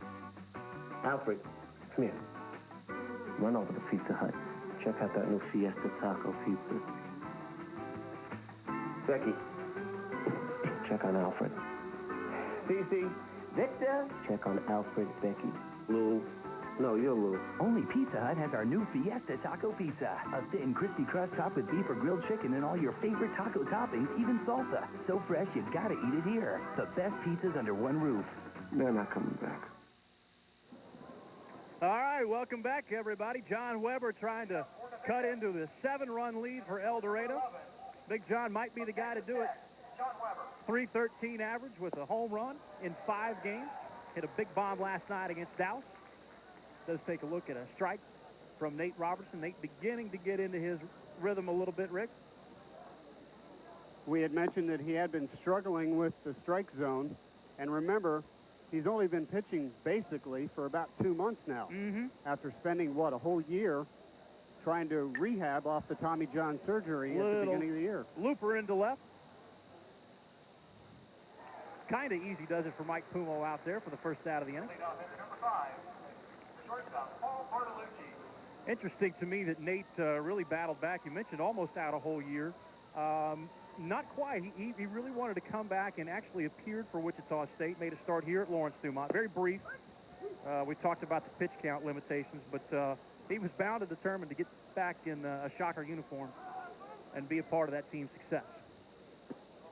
When we talked to Elliott Sampley about him, he mentioned the pitch count, and he said the first 2 times, the pitch count of 35 did not get Robertson out of the first inning. Bartolucci with a nice rope into left field for a clean single. Booted out there. Pumo has trouble. Bartolucci will take the extra base. Would imagine we'll have to call that a single and an error. All the way. Bartolucci at second base. And with Caraway coming up, he's the man that started that double play to end the last inning. Got a great hop right into his glove and a nice spin and throw to Bartolucci. And Bartolucci coming across the bag fires to first for the double play. Little chopper. Across the diamond, Bacani will take care of that. Throw in the dirt, though. Gets away from Greer Jones, and the run will score.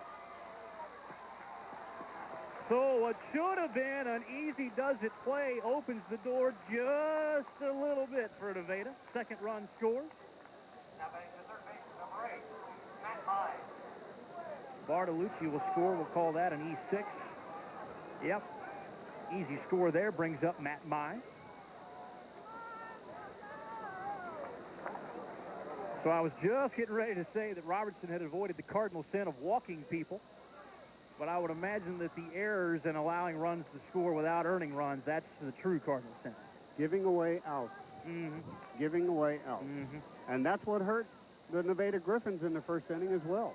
You know, they weren't the fielding errors, but they were the giving away the runs by the base on balls.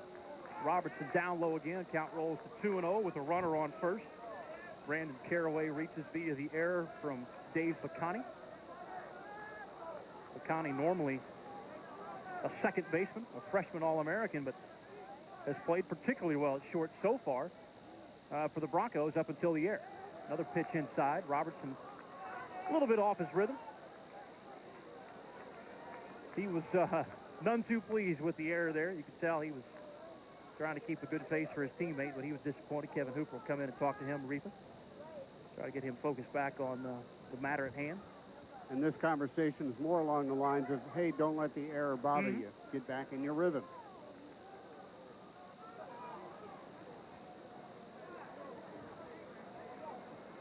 (3-0) now with 1 out. Another pitch low. So Matt Mize walks on 4 straight pitches. Second walk of the night for Nate Robertson. Not only does that send Terry Elliott out to the mound, but we're also going to have a visit to the mound from the dugout. Dan Davis will go out and take a moment or two with Nate Robertson.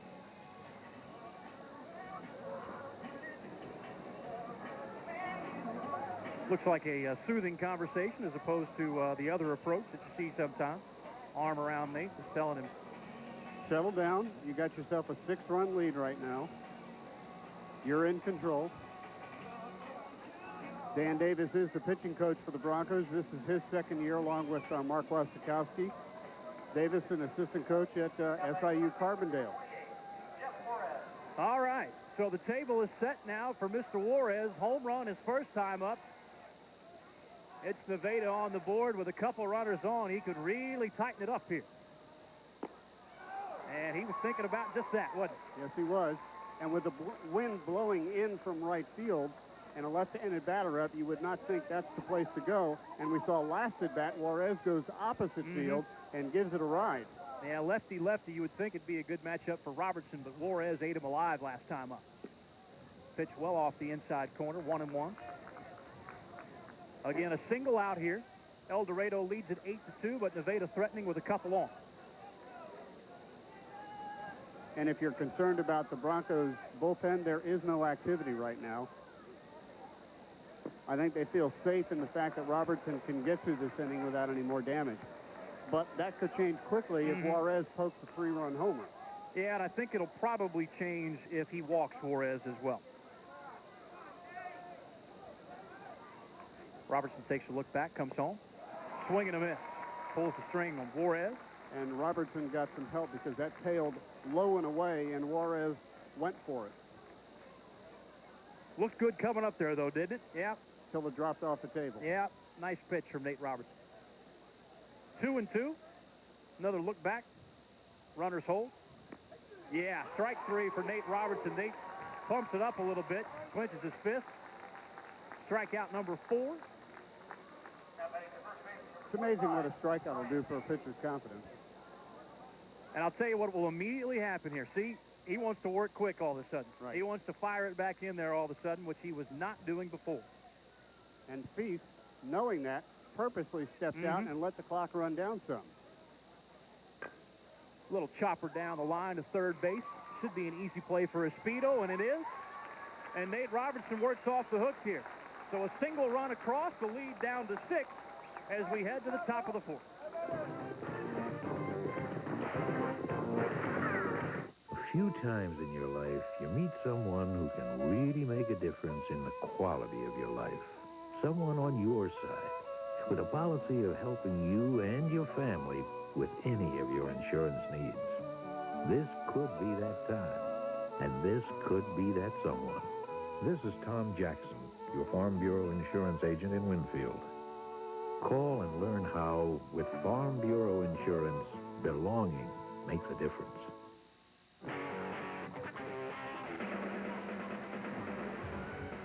Come to GMI for music in the making. Right now at GMI, all in-stock Epiphone guitars are 40% off. Then check out GMI's Boss and DOD Stomp boxes. They're a stomping 35% off. And don't forget about GMI's massive Alesis inventory reduction with up to 40% off select Alesis items. So come to GMI Music now for all the music you can possibly play. Well, welcome back, everybody. 8-2 now as we head to the top of the 4th. Nate Robertson gets out of trouble. Leading off for the Broncos, Dave Bacani. To end the 3rd, Dave Bacani steps in. Bacani strikes out in the 1st. And then walked him. And then walked in the 1st. That's right. Remember, they said 13 men to the plate back in the 1st inning. I was getting ready to say the 2nd, but just something didn't look right there. Trying to bunt his way on, can't do it for a strike. Count rolls to 0-2. Bacani, again, has struggled here in the NBC after a tremendous regular season. Freshman All-American. But is stuck in the 3-hole. Takes one for the team there, and Dudernay did not want to do that ahead of the count 0-2. That was a little bit of a candy toss. Easy one to take. And he's upset with himself. Yep.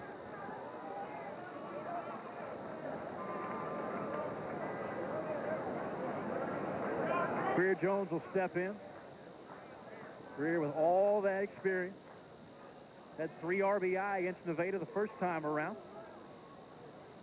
Well on his way to another great night. Scored in the 1st after drawing a walk. And then ended the inning on a flyout. Some of the averages here have been surprising to say the least this year, but Greer will take a look at a strike. But not what we've had in the past, quite frankly, Rick. This has been the year of the pitcher. You see Espedo at 591. Jeremy Corella for Topeka at 500. If you'll remember last year, these averages were nearly 100 points higher, and there were at least 25 to 30 more home runs.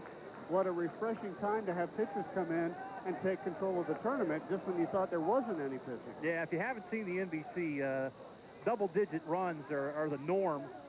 Were the norm, I should say, until this year. Fouled straight back. it was not uncommon to see a 16-12 game. Yep, in years past. And then this year, the pitchers, particularly the pitchers for the teams that advanced, really, really buckled down and took control. And it has a lot to do with the fact that the flag, as we look out there right now, blowing straight in off the river, which is unusual, really taking away that right field porch that's only 312 feet from home plate. 1-2 count. There's a rocket to deep left center field. Take that, baby, and put it on the board. Greer Jones got every bit of that. And a fan telling us what the play-by-play was. I thought we'd started open mic night there for a second. I will assume that the Greer Jones fan club is out in full force, and why not? That was absolutely a bomb. Juarez gave it a couple of courtesy steps and then stopped at his tracks. That'll make it 10-2 El Dorado. Juarez turned around and just admired it as it went over the target sign. That puts that about 35 to 40 feet high, and it cleared that with no problem. As it left the park at take a about look the at it. 374 mark. And high pitch in the zone, yeah. And Greer just unloads on it. Can't do that. Sam Scott singles into center field to keep the wheels turning. And Mr. Dudonay is now getting hit. And yet again, we see more action as Brian Bohannon starts warming up, as does Adam Biggs down in the Nevada bullpen. So just as I go into my spiel about how the pitchers take control, things begin to get away. Well, you know, it's called that broadcaster's jinx. Okay. You know, not Kevin Jinx, who works at one of the local TV stations here, unnamed TV station. I can say it. He works at Cake TV. Who's looking over our shoulder, shaking his head. Sure.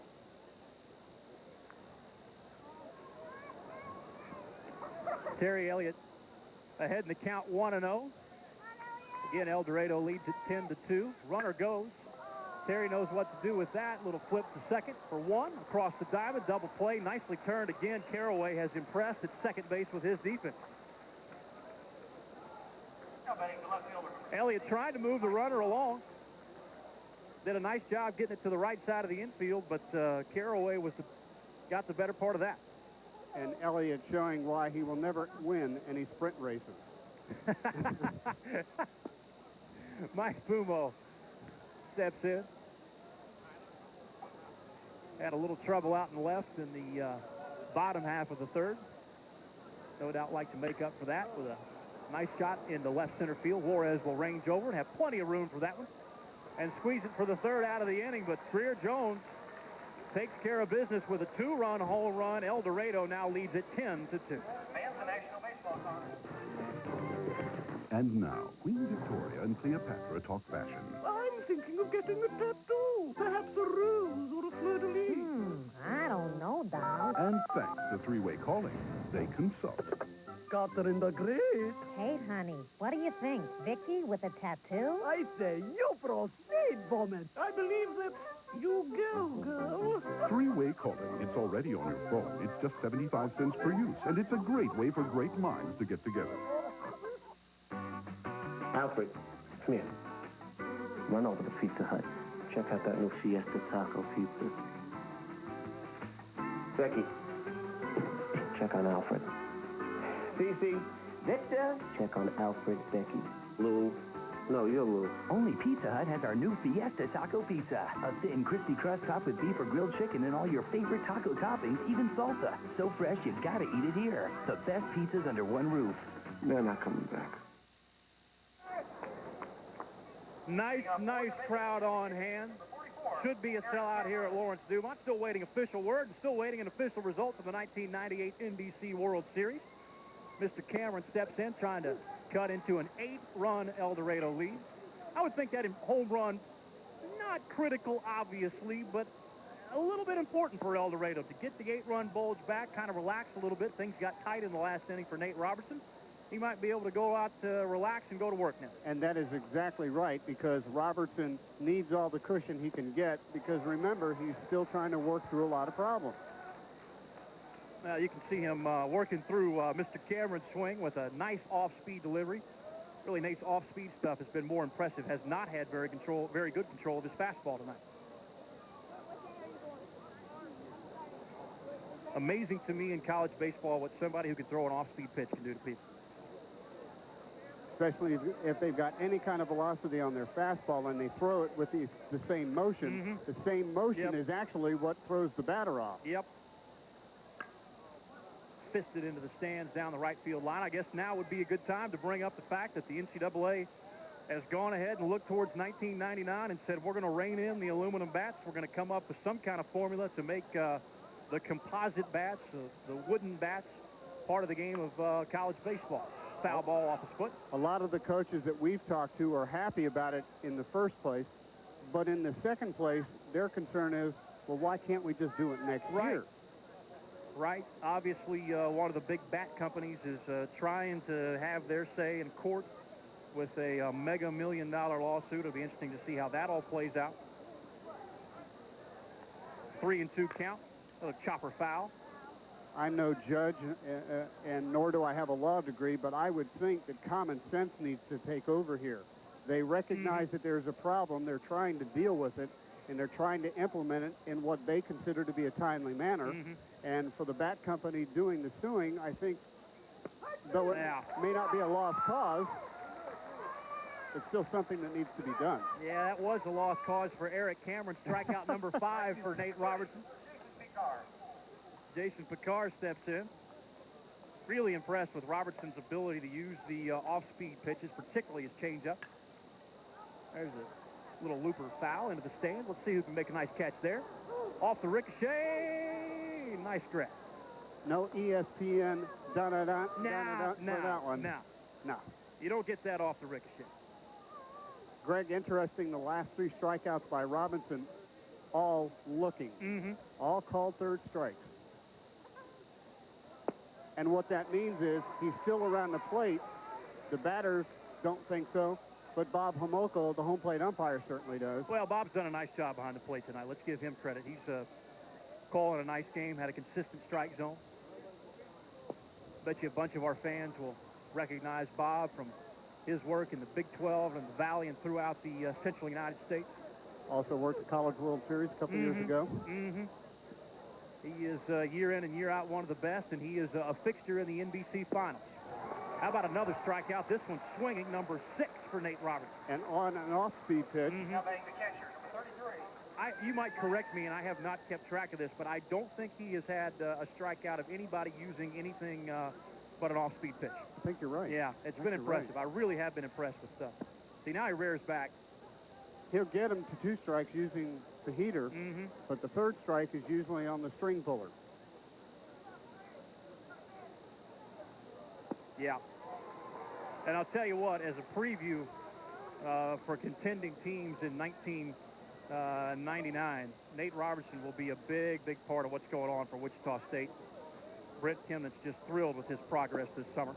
And there's so many cameras in the way, I can't look down to see where Brent is, but I know somewhere Gene Stevenson's in this ballpark. You bet. Just smiling away. You bet. Well, they were so thrilled with Nate's progress. Back in '96, he was a huge key. See, they just don't have a clue now, minus with a whiff and a wail and a gnashing of the teeth there.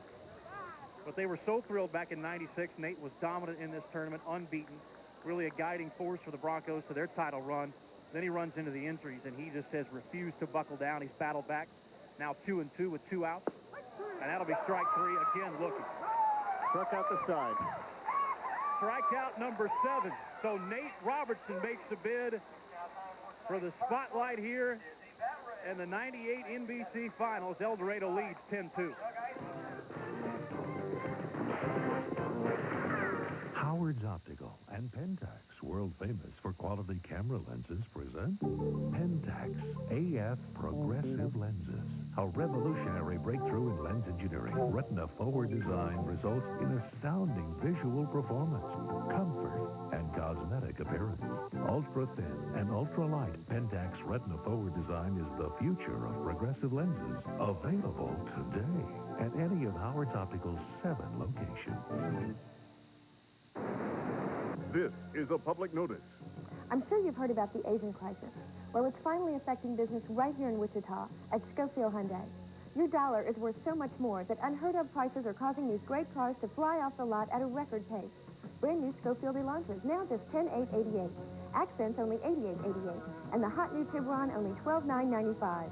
Yes, the Asian crisis has hit home, and you can take advantage of it right now at Schofield Hyundai, across from County Square. Please report down to customer service. Welcome back to the 98 NBC Championship Finals. El Dorado leads at 10-2 as we head quickly into the top of the fifth. Some of the crew talking before the game, a little bit leery of the fact that we might have to play two tonight. Chopper to first. But not you and I. Nah, never, never. One out. We believe in the Ernie Banks theory of let's play two. Yeah, you know, the last time we did it, we left here at about 3 o'clock in the morning. I didn't get to bed at any kind of a decent hour that night, but certainly was fun. Obviously, if El Dorado can go ahead and close this out, that'll be it. But if for some reason Nevada can battle back, we'll play another one tonight as Lou Ford steps in. The Broncos trying to win their 4th NBC championship. Last one was in 96, and then it was 88 and 89 consecutive championships. Talk about the Broncos, and we talk about it every year, but I do love talking about it. The 84 team with Rafael Palmeiro, Barry Bonds, Pete Incaviglia, and Rick Rona, and yet they finished 7th, folks. I just can't believe it. Is that unbelievable? Lou Ford with a whiff, so Dudonay comes back with a nice strikeout. I guess there's something to be said for team chemistry, too. Well, and there's a lot to be said for pitching as Kevin Hooper steps in.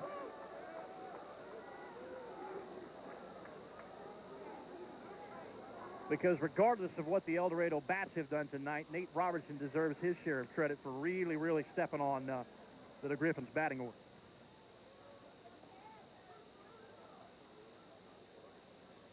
Kevin Hooper, magical at second base. Started it off with a double and scored a run. Got an RBI on a sacrifice fly, also in the first, walked in the third. And that's what kind of player he is. He hit 360 for the Shockers this year, lived on base. There's a rocket in the middle. Should be an easy play for John Weber. Squeezes it for the final out of the inning. That was almost too quick and almost too easy for Nevada. They'll try to cut into that 8-run deficit in the bottom of the fifth right after that.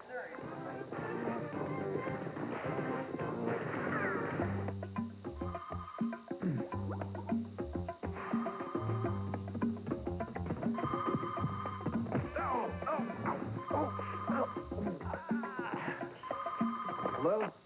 Can't get there in time? Dial star 69 to get the call back.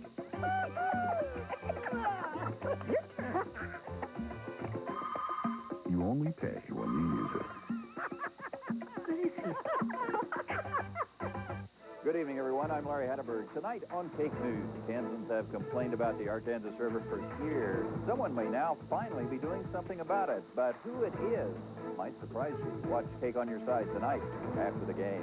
Also, a lot of big names have played in the NBC tournament over the years. Are there any future stars playing this year? We'll take a look on Cake News. And we'll take a peek at your weekend weather forecast and the big stories and a whole lot more tonight at 10 on Cake News.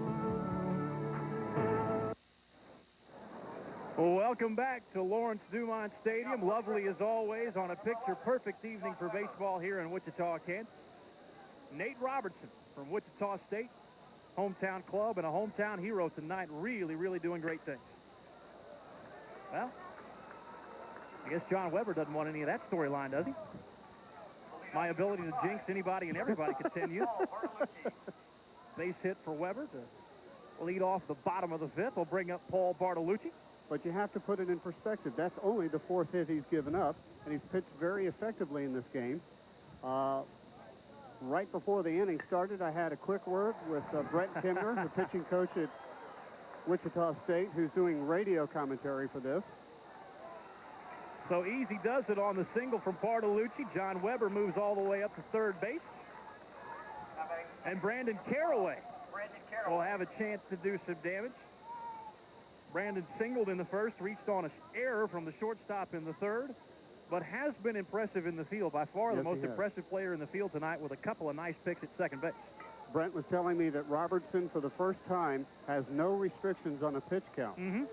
The caveat is that, like any pitcher, if he gets up into the 115, 120 area, then they'll be looking at taking him out. but he has no restrictions on what he can throw, what a pitch count is, and they're going to let him go a full bore tonight and see how he responds. Well, again, a chance for Nevada. They had this opportunity with a couple on, and Robertson was able to strike out Juarez. And he goes to work on Caraway in a hurry. Already ahead in the count, 0-2. I don't know about you, but I'm looking for the breaking pitch. Well, it's been the out pitch so far.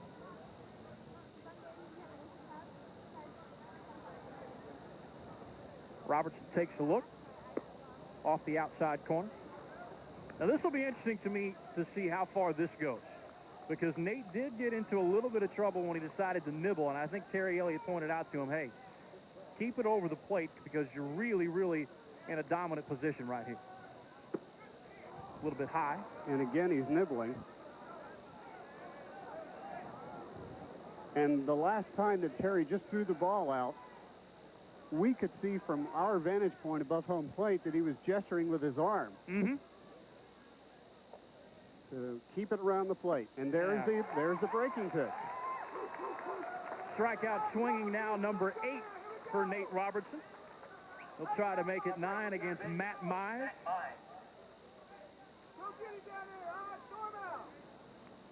Again, runners on the corners. El Dorado leads 10-2, 1 out here, bottom of the 5th. Griffins trying to fight their way back. It's kind of been their MO throughout the NBC, chopper foul. Mize hit into a double play in the first and walked in the third, now hitting .357 for the tournament. And I think, Greg, the storyline now has shifted from the rivalry because of the 2 collisions to the comeback of Robertson. Ball gets away from Greer Jones at first, but the runners will stay tight. John Weber asking why he wasn't sent home, but I think to me that's obvious. The 3rd run of the ball game for the Griffins doesn't make much difference. Can't hit a 7-run homer. Nope, can't do it. Robertson takes a look. Fires home a little bit inside. Terry Elliott, we do need to mention, for anybody who might not know, Terry made it all the way to Double-A after his Wichita State career ended in 1986. Part of some great, great teams at Wichita State. So definitely a coach on the diamond. There's another single to the opposite side. That'll score a run. So Nevada begins to chip away, and I would imagine the conversation in the dugout might have gone something like, hey, quit trying to do too much. Just take him the opposite way, and let's chip away here. 3 singles here in the 5th, all to the right side of the infield. So the 3rd run again across for Nevada as Mr. Juarez steps in. And it can get interesting in a hurry with 1 swing of the bat from the 97 MVP. Already with a homer, but that won't do it. That might be a little bit of trouble, but won't be. Pumo making a nice play there. Hung up for him nicely.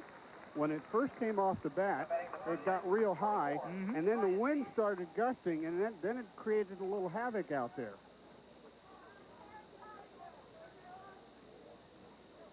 Brian Feast will step in. Again from the left side. Elliott Sampley Frank with us this morning in our pregame meeting. Hey, I got a bunch of left-handers in the lineup tonight. I don't care.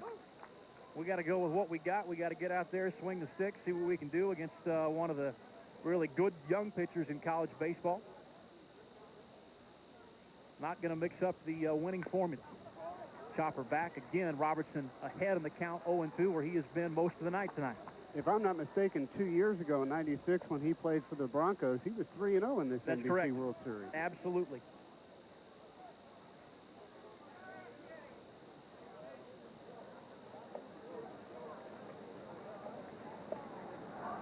Oh and 2 with 2 outs, 2 on, and a swing and a miss.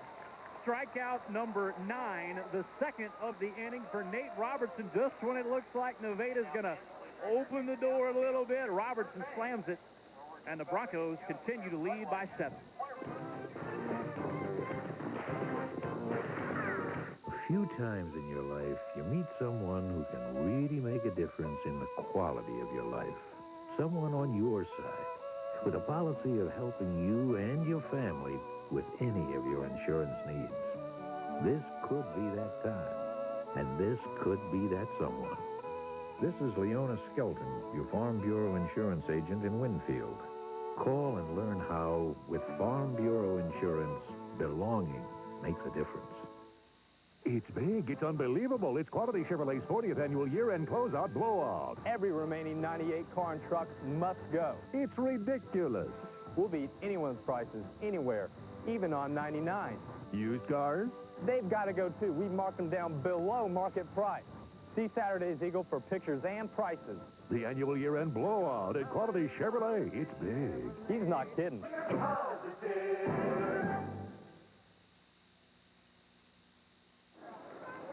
Welcome back, everybody. Broncos trying to add to a 7-run advantage as we head into the top of the 6th with Wichita State shocker Jeremy Trout.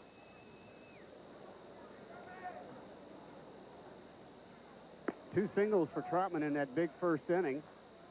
And then he went the other way, hit a ground ball into a double play back in the 3rd inning. But he's still 2 for 3 and currently hitting .400 in the tournament. We've got a little bit of a minute here as Minus takes a little meeting with Dudonay. In between innings, the couple that we featured in the beginning of the ball game, the newlyweds from Seattle that met here at the NBC, got married on the field. Big winnings going on out there. Beth Schmidt, the newlywed bride, went out and participated in a contest called the Shoot to Win contest, sponsored by a local beer company. You get 2 tries with a water balloon to hit a banner about 175 feet down the line, and she nailed it on her 2nd try. Nicely done. Jeremy Troutman lines out to center field for the first out of the inning, brings up Dave Bacani. Again, Dave, another one of the smooth fielders from California.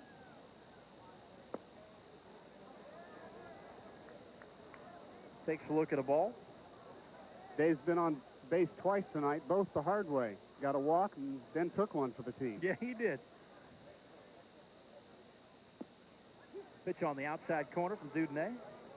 Although unorthodox, as you might expect, for a guy who plays a position in college more than he pitches. Quite a bit more, as a matter of fact. He's been fairly effective since he came in. Gave up the big bomb to Greer Jones, but that's been about it.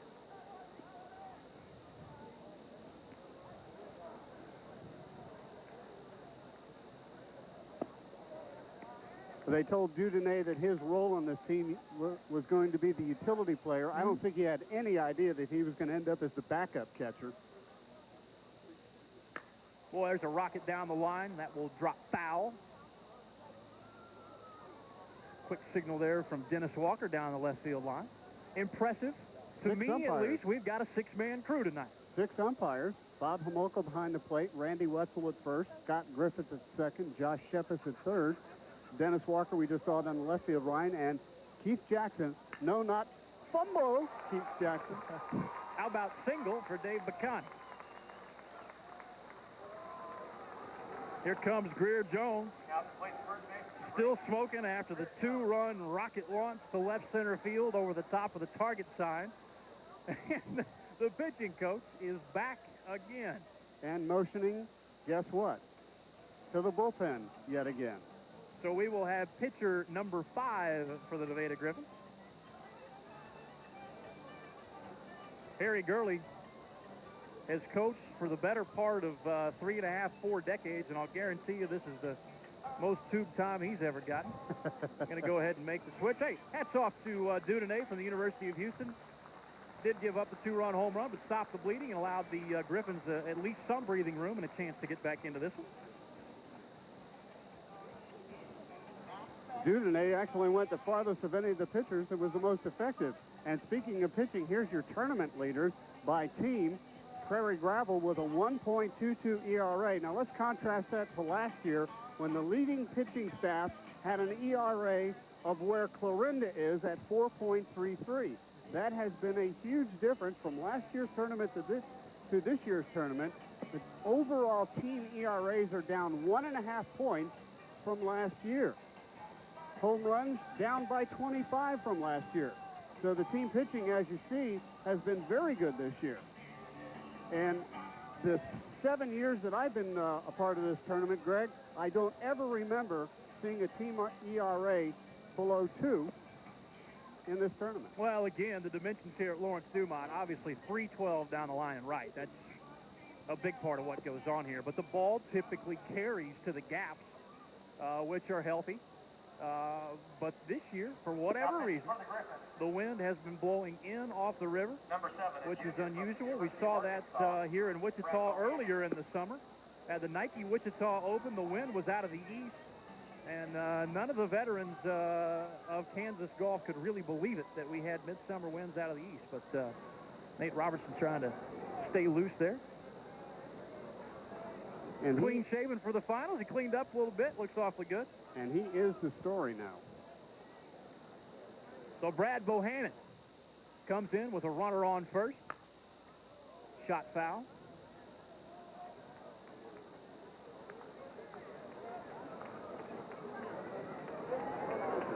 Again, Greer Jones steps in. 1 for 2 with the big blast to left center field. 2-run shot. Pitch just off the plate. First thing that I've noticed about this Nevada staff, everybody right-handed, down to the point where the ability to mix and match according to the batting order is just about evaporated this deep in the tournament. McConney bluffs first. Count rolls to 2-1 with 1 out. El Dorado trying to pad that 7-run advantage. Take a look next door in the radio booth. Pat Chambers, the general manager of the Nevada Griffins. There's a rocket to the right side. Picard going back, base of the wall, makes the grab. Throw back in, won't be in time, but Picard makes a nice play. Wind blowing straight in again. That's unusual, otherwise that ball is out. Exactly. The wind just grabbed it and pushed it back into the ballpark. Picard doing a nice job out there. Yeah, take a look there. That is just so unusual here in Wichita. I tell you what, feels good as it blows into the press box, though. I'll take it. Absolutely. Am not complaining as Sam Scott steps in. McConney goes, working on minus a little bit, but a nice play at shortstop. Bartolucci with a little bit of a slide. Minus does a nice job to get rid of it, and Bartolucci again makes a nice play. Might have paid the price a little bit, but nicely done to end the 6th. 10-3. El Dorado continues to lead by 7.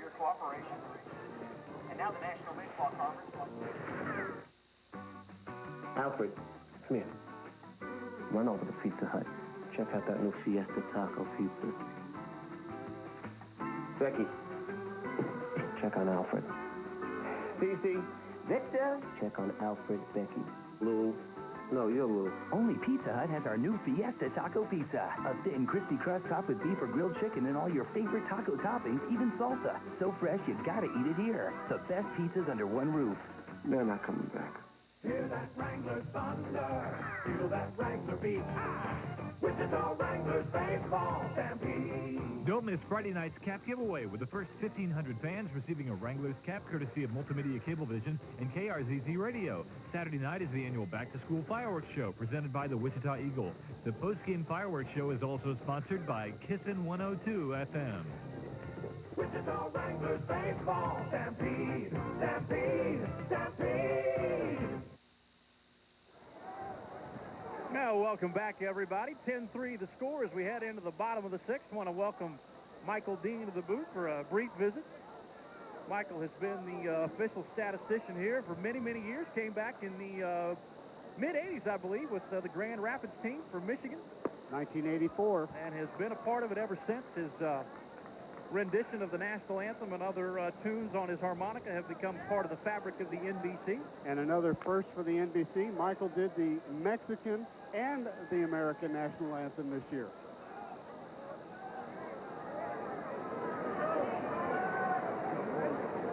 Count rolls to 1-1. Nice low strike. Cameron has a tough time with that one. Already with 1 strikeout tonight. Trying to avoid the second. Can't do it, though. How about strikeout number 10 for Nate Robertson?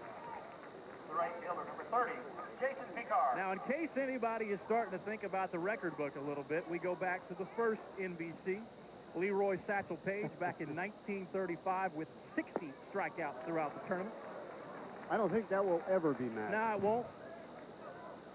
Raymond Hap Dumont promised Satchel Paige $1,000. Didn't have the $1,000. That was quite a bit of money back in 1935. Lawyer making about $3,000 a year. Dumont wants to start off a national tournament here in Wichita. Promises Paige $1,000. Doesn't have it at the beginning of the tournament, but he has it at the end. That's because Satch showed up, and so did the fans. Mm-hmm. There's another story to that first tournament, too, involving Bobby Bragan. Jason Picard goes down. How about strikeout victim number 11? Bobby Bragan, later a manager for the Atlanta Braves, playing on the Gadsden, Alabama team, a team who refused to play Satchel Paige's team because they were a black team. And lo and behold, 12 years later at the major league level, 1947, Bobby Bragan is a teammate of who? Jackie Robinson.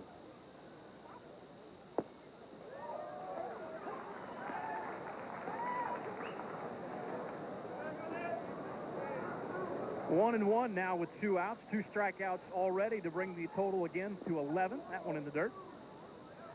So we'll say a quick word from Mike Dean, maybe. Now, Mike, you're away from the computer here. Is somebody keeping these stats? There's a little rocket down the line. A Speedo with a nice grab across the diamond, not in time. Somebody keeping these stats for you, Mike Dean?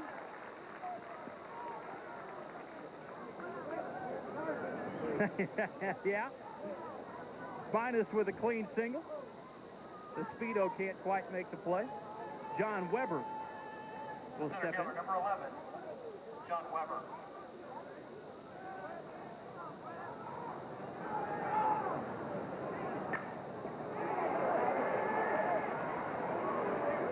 Easy does it into center field.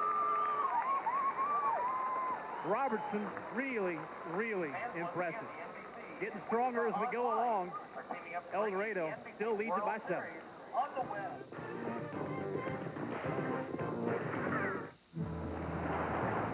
Kyle, is your mom coming? My mom? You mean Eric's mom. She drove yesterday. Your coat got caught in the door. Well, my mom's on Thursday. It is Thursday. Wednesday. Thursday. Are we off on Monday? It's Thursday. You were chewing for lunch. Plans getting confused? Use three-way calling from Southwestern Bell. When you're on with one person, just click over, dial another number. When they answer, click back. It's already on your phone and just 75 cents per use. Well, look who's mom's for us. All of us. Well, this just throws off the whole schedule. Three-way calling from Southwestern Bell.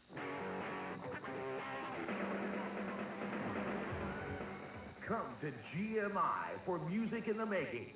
Right now at GMI, all in-stock Epiphone guitars are 40% off.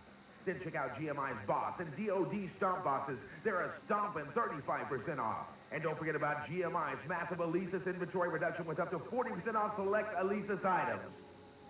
So come to GMI Music now for all the music you can possibly play. You get a great look at one of the truly great ballparks of its size in America, Lawrence Dumont Stadium on the banks of the Arkansas River here in downtown Wichita, Kansas. Home folks like what they see on the scoreboard. 10-3 El Dorado as Sam Scott fires one right back at the microphone. Sam was at the plate when Bacani was caught stealing on a great play from Minas and Bartolucci. So he'll get another rip, headed to Florida State. Coming up this year. Takes a look at a ball, just misses, 1-1.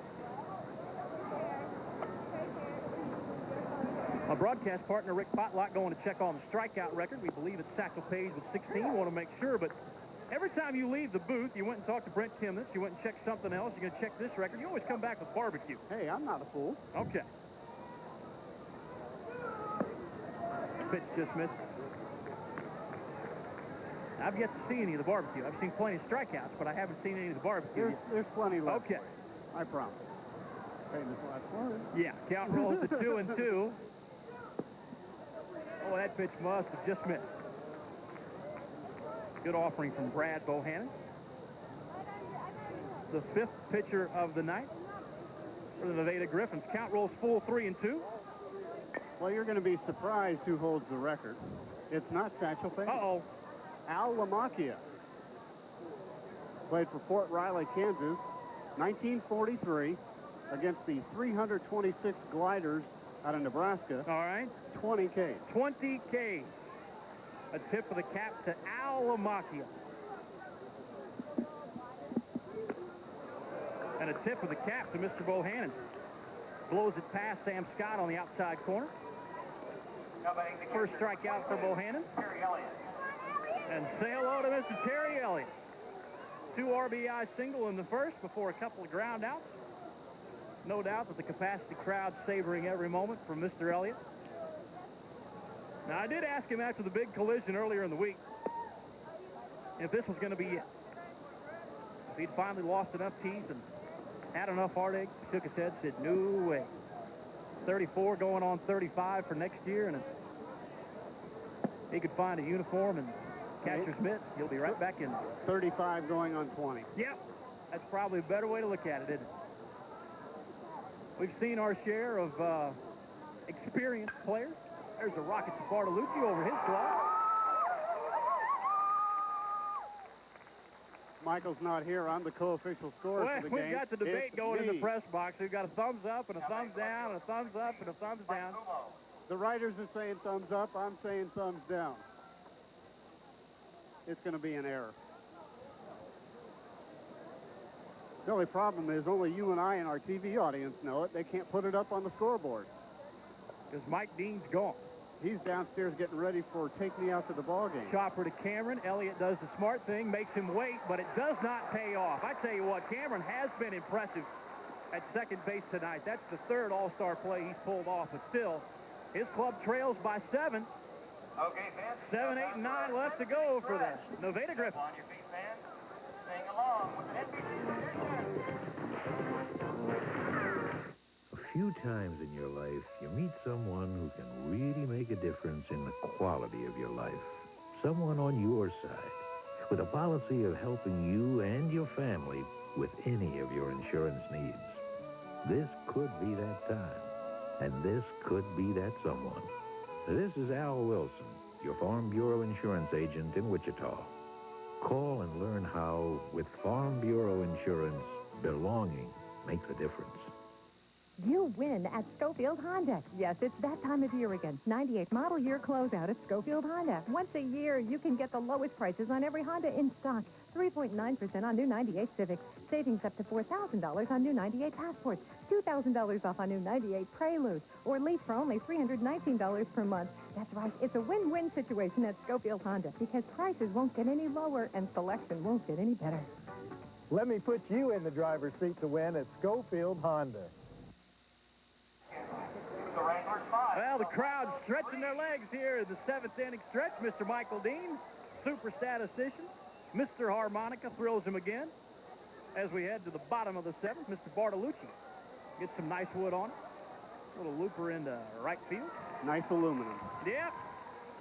Never get used to that sound squeezed by Jeremy Trutman. 1 pitch, 1 out here in the bottom half of the 7th inning. Greg, let's be honest with our audience. I'm sure that Mark Wassikowski and the entire Broncos staff, as well as the Wichita Shockers, have to be very pleasantly surprised seeing Nate Robertson here in the 7th inning. And the Broncos and Mark Wassikowski had this great philosophy.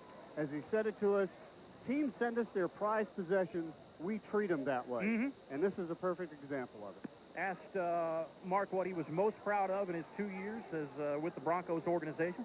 He said, I tell you what, I've never had to pick up the phone, call parents or college coaches, and say, I've hurt your top pitcher. And I know that people like Brent Kimmons appreciate it. And there's Brent right there. I talked to Brent before the game tonight, and he said, I tell you what, he said, they treat their players so well that I had to go down on the field before the game just to find Wassikowski and tell him, hey, we appreciate the way that you handled Nate Robertson and all of the Shockers who come through the El Dorado program, and I don't think you're going to get a better endorsement than that.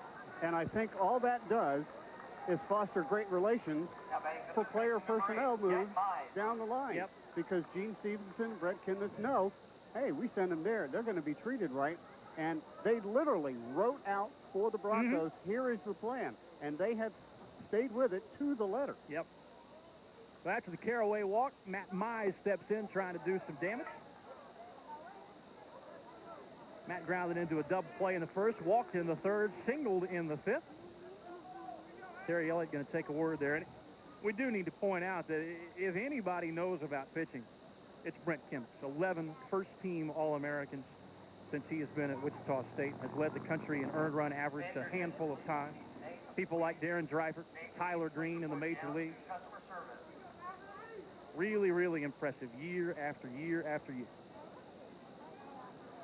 Impressive tonight is Mr. Robertson, working on 11 strikeouts with a runner on first. That might be a 6-4-3. Hooper turns it. Easy, does it. Robertson rocking and rolling. We're down to the final 2 innings here in Wichita. 10-3, El Dorado leads. And now, Queen Victoria and Cleopatra talk fashion. I'm thinking of getting a tattoo. Perhaps a rose or a fleur-de-lis. I don't know, Doc. And thanks to three-way calling, they consult. Catherine the Great. Hey, honey, what do you think? Vicky with a tattoo? I say, you proceed, woman. I believe that you go, girl. Three-way calling. It's already on your phone. It's just 75 cents per use, and it's a great way for great minds to get together. Howard's Optical and Pentax, world famous for quality camera lenses, present Pentax AF Progressive Lenses. A revolutionary breakthrough in lens engineering. Retina-forward design results in astounding visual performance, comfort, and cosmetic appearance. Ultra-thin and ultra-light Pentax Retina-forward design is the future of progressive lenses. Available today at any of Howard's Optical's 7 locations. Welcome back, everybody. Crowd getting into it here with some of the festivities in between innings at Lawrence Dumont Stadium. Also getting into it as we anticipate the championship presentation ceremony. And I think one of the reasons is the fact that the fans realize that, hey, we're seeing a great comeback here by Nate Robertson. And as he came off the field, there were a few people on the Broncos side standing up and cheering as Nate made his way to the dugout. To help clean up the ballpark. Smash your trash down to an aisle. Jason Espedo from the University of Texas. Part of Augie Garrido's youth movement down there. Not unusual this year to see 6, 7, 8, 9 freshmen in the lineup. Now, see, Greg, you asked for room service about the barbecue, and look what shows up over your shoulder. Caraway will take care of the room service hops at second base for the first out of the inning. The center fielder, number 25, Lou Ford. There's the main man of the night. Nate Robertson out of Mays High School, just up the road from Wichita, Kansas. Looking like he wants to finish, but we do have some activity down in the El Dorado bullpen as Lou Ford steps in. Sweet Lou with a couple RBI in the first, hit by a pitch in the third, struck out in the fifth. Yeah, boy, I asked for barbecue. They got a beautiful plate waiting for me here. And you get the beans in the potato salad. And the All potato I got salad. was a piece of dry meat. How about that? Guess we know who's number 1 on this team. How about that? I want to see you eat it in between pitches, though. Well, yeah. We might have to work on that. If Greg starts sounding like, we'll know he's eating. Pitch just outside. Brad Bohannon been impressive since he came in. Doing a nice job with a strikeout. Got the pitcher's best friend to end the 7th inning, a little 4-3 double play. Since Butler came in the first inning, Butler, Dudonay, and Bohannon have actually kept the game in check, only giving up 2 runs amongst the 3 of them. If you forget about the 8 spot, and you can't, right? You know, it looked like a great night for them, but tough when you give up 8 in the first inning. Hoop is up, Kevin Hooper. Yeah, the cries of Hoop better go out again. Got some coaching tips from Mr. Microphone. Level swing, runner goes. Pitch is high, Bartolucci. Thought he had the tag down, but the call is safe. Looked like he slid right into it. Boy, it sure did. I tell you what, for a guy who hasn't caught in 4 years, Minus has been impressive behind the plate. Let's go ahead and take a look at that again. Here comes the throw down. Now we're looking at it over the shoulder, but we're going to get a good look at Bartolucci applying the tag here. No. Oh, he tagged him high. That was the problem. He tagged him high up on the arm. If he'd have put the glove down at the base like you're supposed to, he would have been out. There's a chopper to Caraway. That'll move the runner up. Hooper out at first. On the play, Ford goes over to third. Jeremy Troutman. And it was a good throw by Minus. He put it in the right spot. Yep. You know, so often, we as fans, and I catch myself doing it too, question the umpires, but so much more often than not, well into the 90th percentile, they're always right. The upper 90th percentile. Yeah. Troutman chopper to first should be an easy play, 3 unassisted. And we're going to go to the bottom of the 8th. Nevada with 6 outs to go and 7 runs to make up. The National Baseball Conference would like to extend a big thank you.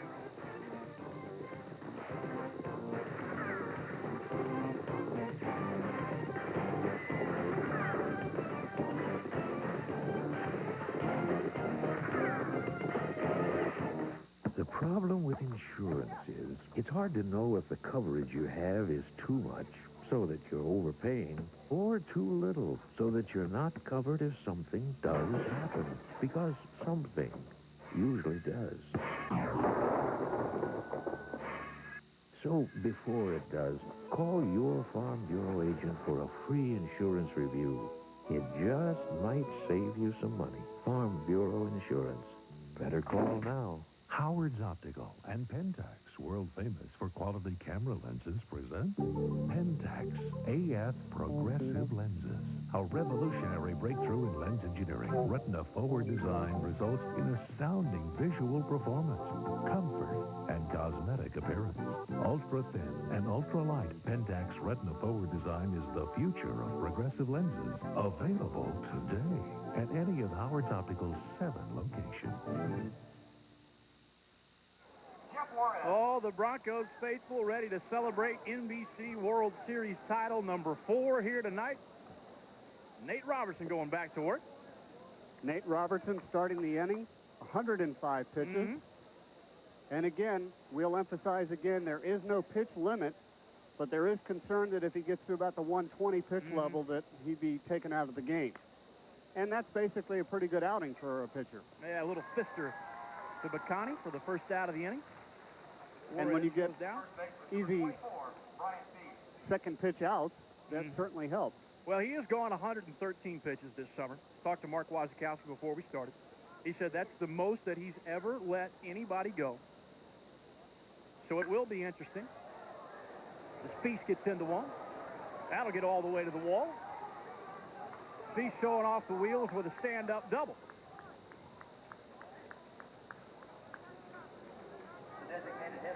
So Brian Spieth not quite ready to go home. He'll trade in the little shin guard there.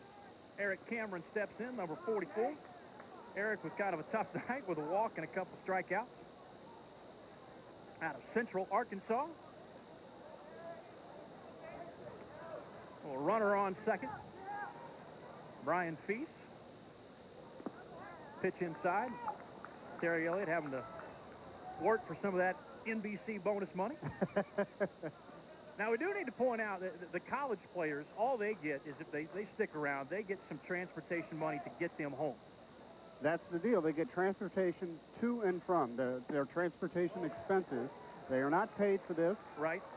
They are usually set up in homes of the boosters. Right, and we really need to praise everybody who is a host family for any one of the National Baseball Congress teams around the country. That's the heart and the soul of the entire program. Really makes it possible for these kids to come from colleges and go to places like Alaska and Missouri and Iowa and Kansas, certainly, and on and on and on around the country. Pitch in the dirt.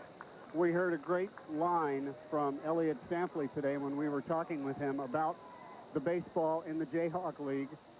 And he said it's kind of like the players' first experience with baseball as a business because they're making the 9-hour bus trip. They're making the 10 games in 11 days types of plays. 3-1 with 1 out. Shot foul will roll the count. And they're also learning that if they're not performing, they're either gone from the team or certainly out of the lineup. Right.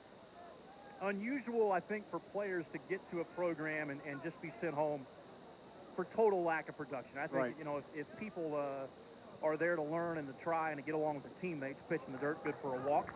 Runner tried to move up. Elliott can't quite get it done. He'll run it down to third base. So we'll have runners at the corners.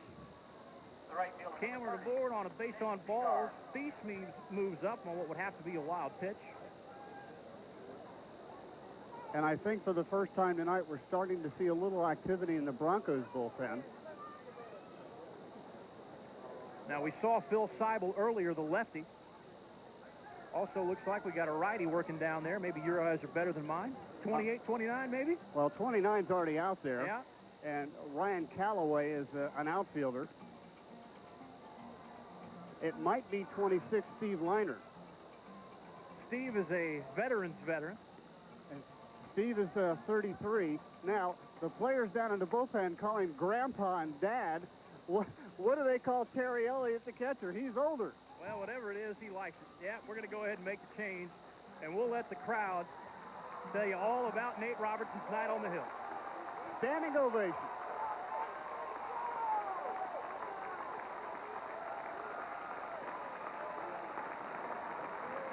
Ladies and gentlemen, that's a big fish pitching change. Nate Robertson, congratulations. Yeah, congratulations, our dude, and Nate Robertson. How about 11 strikeouts for Nate? Gives up a total of 8 hits, 3 runs, obviously responsible for the 2 guys that are on base on the corners here with 1 out in the 8th. And we are going to make the pitching change with another one of the veterans here, number 26. Guy who has been around. Steve Liner had time in the minor leagues with the Giants organization. And, Greg, this has got to be one of the oldest battery combinations that I've seen in a long time at the NBC, with Steve Leinart, who's 33, throwing to Terry Elliott, who's 34. But these guys love it. They're also teammates on another team here in Wichita. There's what he's done here in the 3 games that he's appeared in the NBC, 3 1/3 innings, an ERA of 2.70, no walks, and a couple of strikeouts. And that 1 run was earned. So he's down there, and again, like Elliott, for the bullpen, he's a teacher out there. Yep. And Mark Wasikowski was telling us, hey, we got a pitching coach, Dan Davis, who's been telling them the same stuff all year long. Right. But when it comes out of his mouth, it's from a guy who's been there. Right. You know, and now all of a sudden they listen to it a little bit more.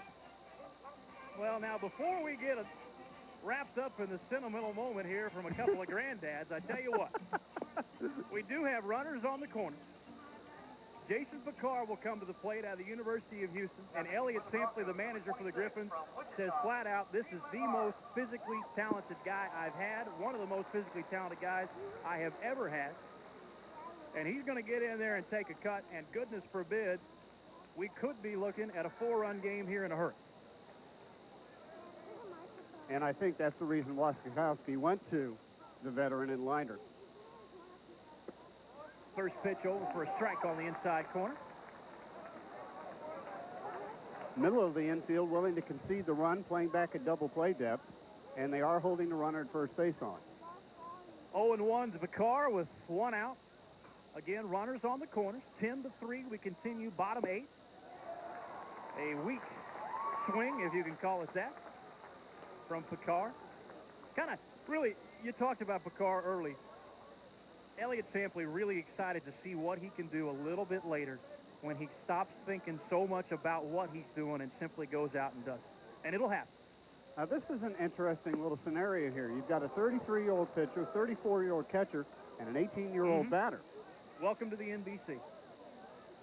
Welcome to the NBC. Of course, started out years ago as the National Semi-Pro Baseball Congress. Right.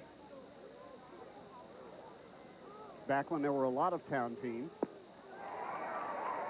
Well, I tell you what, if this is what Leinart has to offer, Broncos got to love it.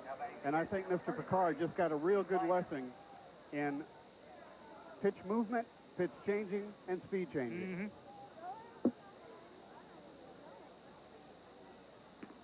That'll bring up catcher Steve Minus. Steve doing a nice job again in an emergency role behind the plate. He was an all-state catcher in Texas years ago. What they tell us, 4 years since he caught a ball game.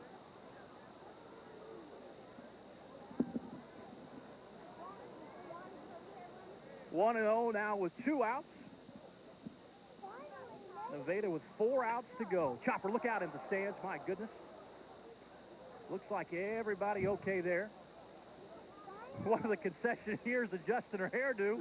I think the vapor trail might have shot that bun all the heck over there. Readjusting the clip. Everybody looks like they're okay. Tell you what, they warn you over the PA here, and it's a good warning. You have got to be aware of what's going on. So to the broadcast. Mm-hmm. Just off the outside corner, brings a couple of boos from the crowd.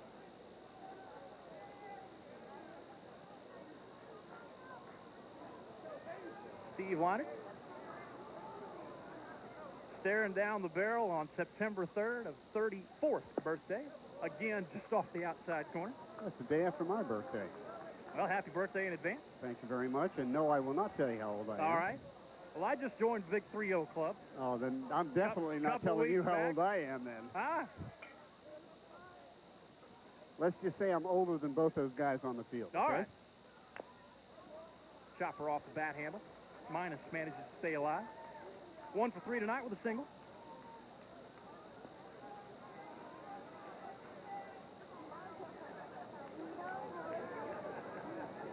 Again, a total of 12 strikeouts for Broncos pitching tonight. Nate Robertson with 11, Leinart with 1 already.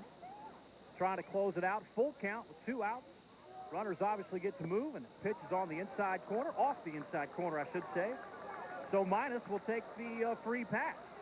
And the plot thickens just a little bit. And that'll send Mark Wasikowski out to the mound, because now you're in a situation, and I think we're going to see another pitcher come in, where the granny makes it a 3-run ball game. Mm-hmm. Yeah, we are going to go ahead and make that pitching change. I think we're going to see Phil Seibel come in, who was a sophomore at Texas this year, out of Cypress, California. How about 3-0 with a 1.42 ERA in 6 innings so far in the NBC. And incidentally, pitched some of that against the Nevada team here in the quarterfinals, pitching 2 2/3 innings. Talk about effective outing. 1 hit and 4 Ks. How about a nice hand for Steve Leinart? Little tip of the cap there. Got a strikeout. Responsible for the runner at first base now. This will give us a chance to talk about the University of Texas program a little bit. Augie Garrido going in and changes things up as he takes over for Cliff Gustafson.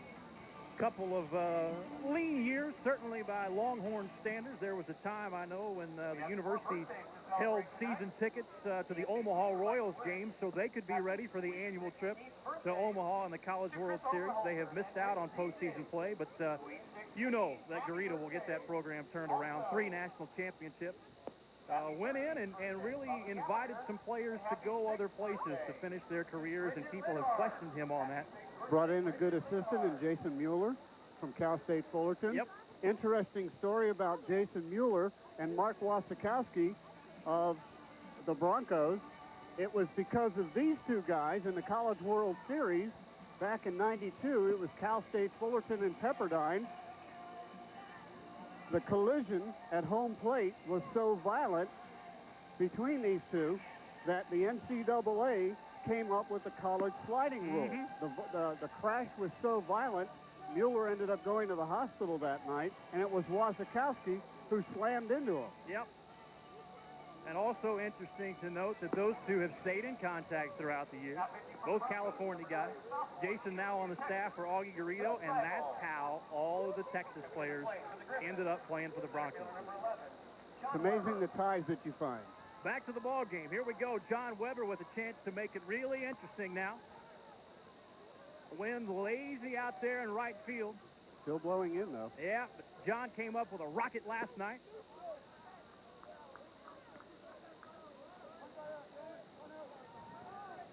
I think a home run here, the Grand Slam home run, would perform a little bit of CPR on the Nevada Griffin. Yeah, we might have to bury Pat Chambers next door, the GM doing radio for Nevada. Pitch at the knees right down the pipe. We'll have to keep an eye on it. He could have a heart attack over there. Pat is a vociferous supporter, I guess is the good way to put it. And Pat is one of the all-time good guys. Yes, he is. J.D. Schneider, his counterpart, was El Dorado, another one of the truly good people in summer baseball. Strike on the outside corner. Seibel ahead in a hurry now, 1-2. These two might see each other in the fall. John Weber headed to Texas Tech. Seibel obviously going back to Austin, play for the Longhorns. They'll remember it. Yeah, you bet. They'll remember it. Long-time Southwest Conference matchup, and now we got to get used to the Big 12. Think about how strong the Big 12 will be when Texas gets back to where they've been, doing programs like Texas A&M and Oklahoma State. And think about now the expansion of the NCAA baseball regionals to 64 teams. That's coming up 99. And quite frankly, they could turn it around next year and end up in a regional. Yep. Because now you've got another 12 teams that are going to be eligible. You know, for so many years when I was growing up, you just planted that central region in Austin at Dish Falk Field and forgot about everything else. Pitch high. 2-2 now with 2 outs. So a little bit of an edge we were looking for. Can't tell you that I was hoping for a runaway tonight, so this is pleasing for everybody in the stands, no doubt. Give you a little bit of a reason to get to the edge of your seat. There's a pop fly now, going back. Wynn will try to knock that down, but it won't get it done. Grand Slam home run. The bullpen's coming. The bench is coming. John Weber's coming. How about the Grand Slam, and the team is out there. I got to be honest with you, when it went off the bat, I didn't think it was going to get out of here. But Troutman kept on drifting back, and all of a sudden we got a ball game. 10-7 now. Here we go. Watch the pitch as it comes in right in the wheelhouse. Yeah, he sure did. And it was on the sweet spot of the aluminum bat, despite the fact the wind is picking up as we speak as well. It goes right over the sign on the third deck there. Yeah, that thing got so high up in the air, I didn't think it was going to be able to carry out. But Weber, 4 RBI on the Grand Slam, and we're going to start over now 10-7. There's a shot. Nice diving stab. Bacani. Big play for the Broncos. Dave Bacani out of Cal State Fullerton. Diving stab. Gets to his feet and keeps the lead at 3 as we head to the top of the 9th, and you could almost see him taking that deep breath.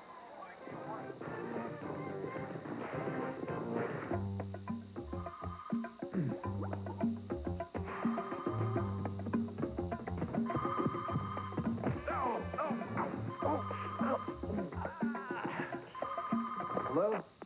Can't get there in time? Dial star 69 to get the call back.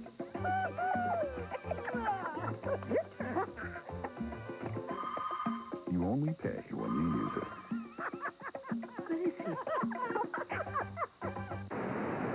This is a public notice. I'm sure you've heard about the Asian crisis. Well, it's finally affecting business right here in Wichita at Schofield Hyundai. Your dollar is worth so much more that unheard-of prices are causing these great cars to fly off the lot at a record pace. Brand new Schofield Elantras, now just $10,888. Accents only $88.88. And the hot new Tiburon only $12,995. Yes, the Asian crisis has hit home, and you can take advantage of it right now at Schofield Hyundai, across from County Square. Dave Bacani. Welcome back, everybody. A 3-run margin. Nevada knocking at the door, and maybe the play of the game right here besides the Grand Slam. Dave Bacani going all full out to make this play. If that gets through, perhaps the floodgates open up, but he makes the play and throws out a very fast Paul Bartolucci by a good step and a half. Yeah, nicely done as we come back to live action now. Bacani hit by the pitch, so he'll take the base.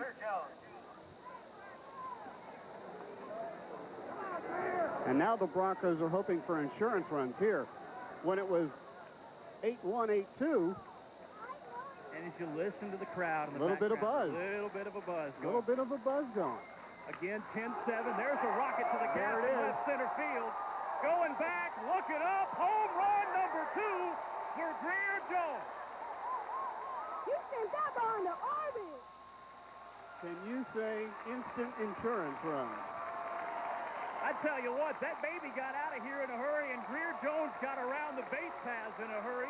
He sprinted. Home run number 2 for Greer Jones, and a smile on his face. 27 years old, and a part of some magic tonight. You can see Terry Elliott with a big smile on his face.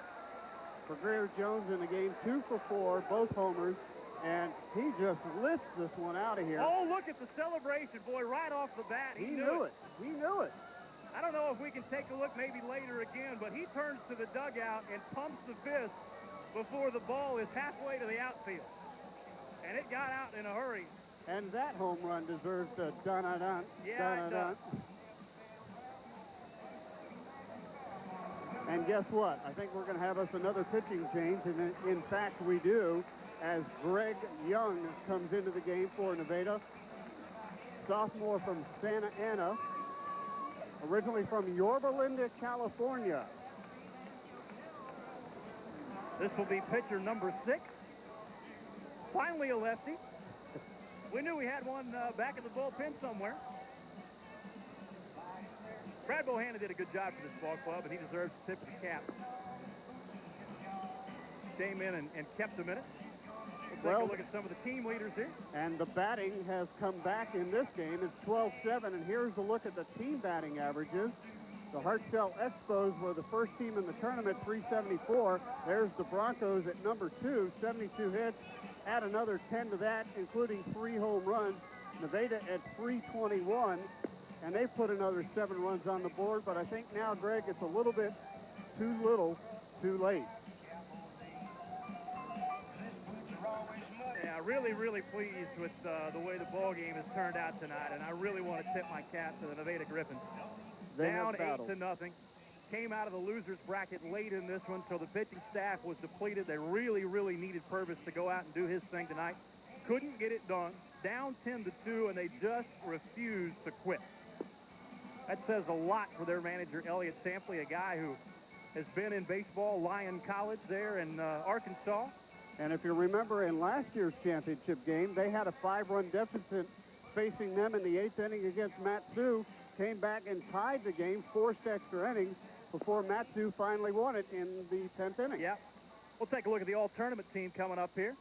And look who's in there. Terry Elliott and Greer Jones and Kevin Hooper and Jason Espedo. Come right back to action now. Sam Scott will step in.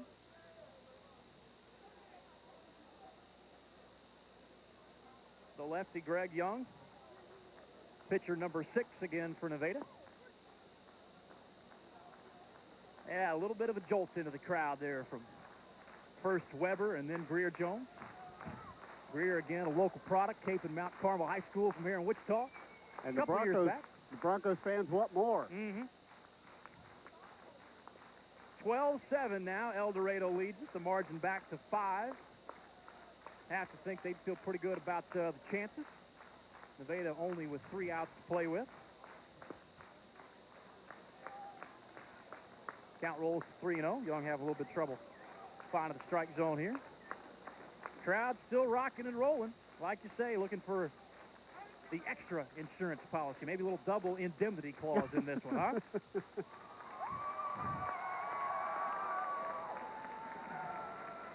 And Wheels is up. Yeah. Here comes the speed diva himself, Terry Elliott. And he's pretty good-natured about all this. Yeah. Fastest man wearing 22 for the Broncos. Oh, no. Guess who? Oh, no. Mr. Gurley.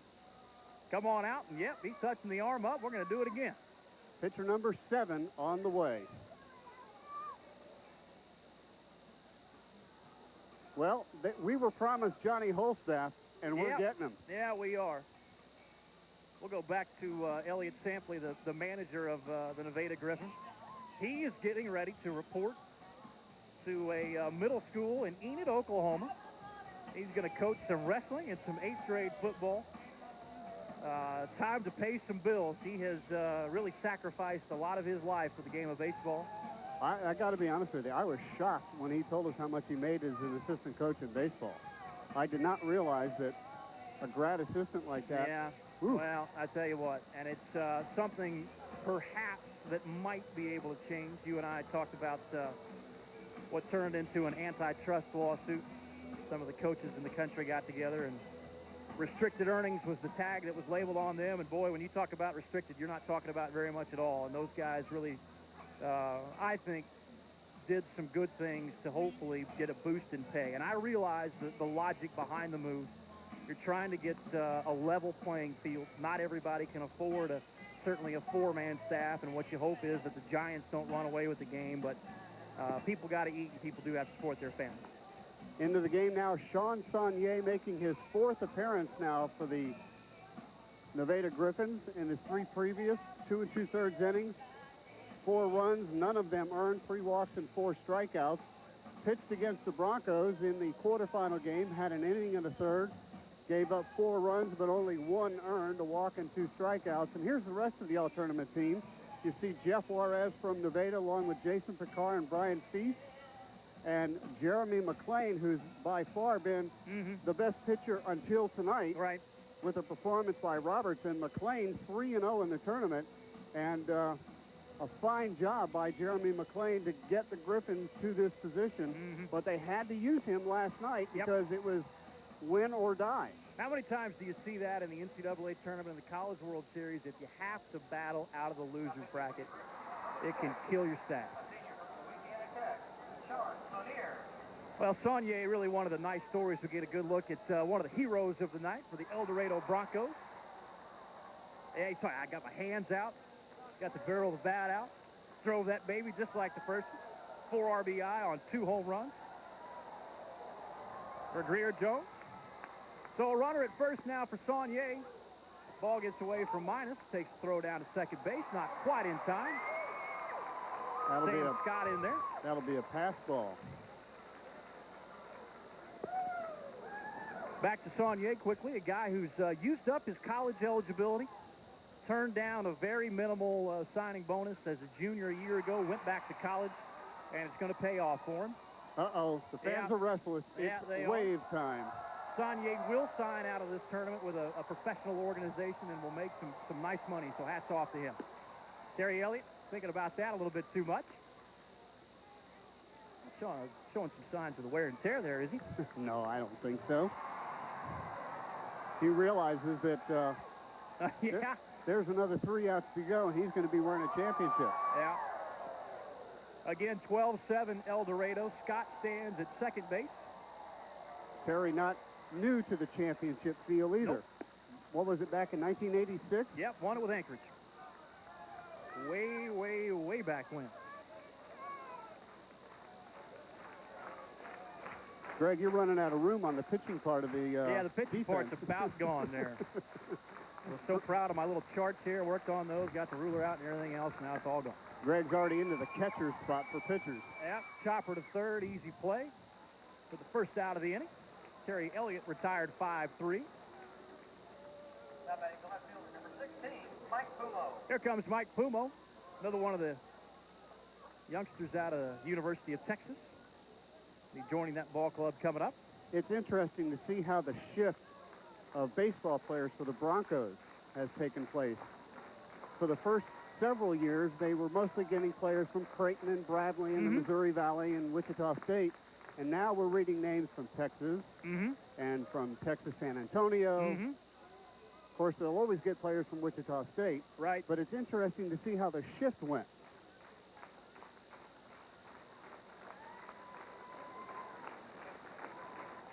Takes a look at the runner at third. Saunier comes home. There's a rocket into right center field. That'll get to the wall and score a little bit of the extra insurance policy. Down, dirty, safe at second base. A little bit surprised by the call, and the discussion begins for Saunier and the Griffins. 13-7 now El Dorado. Pumo chalks up the RBI on the double. Now coming to the plate. All right, here comes the slide, and let's see if the tag does get him. No. Nope. Not even close. The men in black have been heroes in the summertime, but the men in blue doing a great, great job tonight again. Nice job, guys. We'll go through the umpiring crew right after this pitch. Mr. Espedo steps in. Bob Homolka, Randy Wetzel, Scott Griffith, Josh Shepis, Dennis Walker, and Keith Jackson doing a great job here at the 1998 NBC. Hats off, guys. And the supervisor of the umpires makes an appearance, Scott Griffith, down at second base. Pitch just low from Saunier. And that's no easy chore, trying to get umpires set up there, Scott. Yeah, I tell you what. Now for that 62 games in basically 2 weeks, folks. they That's come no in easy chore. from all around the country. Ball gets away from Minus. Pumo will move up to third. And another pass ball. Yeah. And I think Minus now, I don't want to say that he's losing anything, Right. but I think maybe his concentration level is off Sure. as the steam has gone out of their comeback. Yeah, they were so high there with the grand slam from Weber. They get back into it. Greer Jones shut that up real quick. Yeah, he did. Mr. Espedo battling for the MVP honors as he takes a walk. I don't know if we have final word on that. I saw you talking to Lance Deckinger, of course, who runs the show here. He's definitely a candidate, that's How about for sure. that? All right. And by the way, if that lasted that, he'd cracked the 500 mark. He was hitting 502 in the tournament. And as we had chronicled earlier, this is a guy that was hitting, what, a $160? $160. Ooh. Yep. Lou Ford steps in from the left side out of Dallas Baptist University, one of the giants of NAIA baseball. Shot to the right side will be good for an RBI for Mr. Ford. Throw comes in, gets away all the way back to the backstop. Runners will move up to second and third, maybe ill-advised. That'll go ahead and make it 14-7. Back to the 7-run advantage. So a single and an RBI will move up on the E9. And just that fast, we're back to a 7-run game again. Yep. Mr. Hooper steps in. Part of one of the truly great infields in college baseball the past couple of years, along with Zach Sorensen, who is signed with the Cleveland Indians, a high draft pick for the Cleveland organization, their second pick in this year's draft.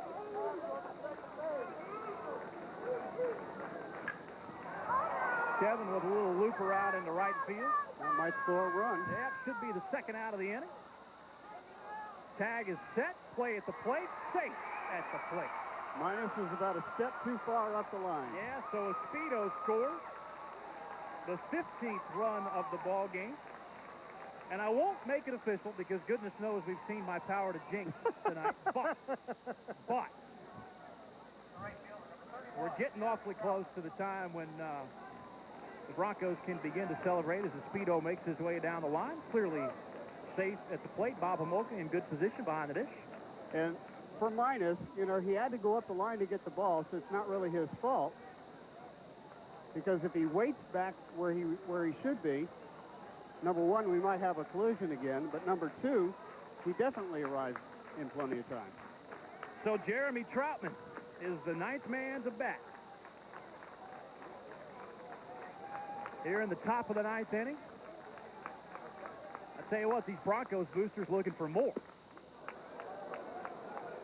What do you think Jeremy was looking for there? What do you think, huh? Looking to hit it somewhere in the Arkansas River, maybe. Yeah, they told Greer Jones, check this out. And for those of you who are not from this area, yes, it is called the Arkansas River. The Arkansas River, and it is called Arkansas City. Absolutely. Though it looks like the state. No, it's Arkansas. Folks around here take a lot of pride in that. They can't help if some of the neighbors to the east have a pronunciation problem. Troutman from Wichita State, Butler County College. Kind of like crossing time zones, too, you know? Absolutely. We have language zones now. Absolutely. Troutman from Wellington, Kansas. 2-2 with 2 outs. Look out. Shot back into the stands. Ford will go back to third base. Troutman will take another hat. Watching that Wichita State Ball Club this year, really, really impressed with the job that Jeremy Troutman did. Walked on out of Butler, didn't have a place to play, and talked to the Shocker coaching staff. And really, towards the end of the year, did a great job out of the bullpen. Timely hitting. Another rocket into the stands there, heads up. Troutman's a guy that can play left field, right field, first base, DH, and pitch. Yep.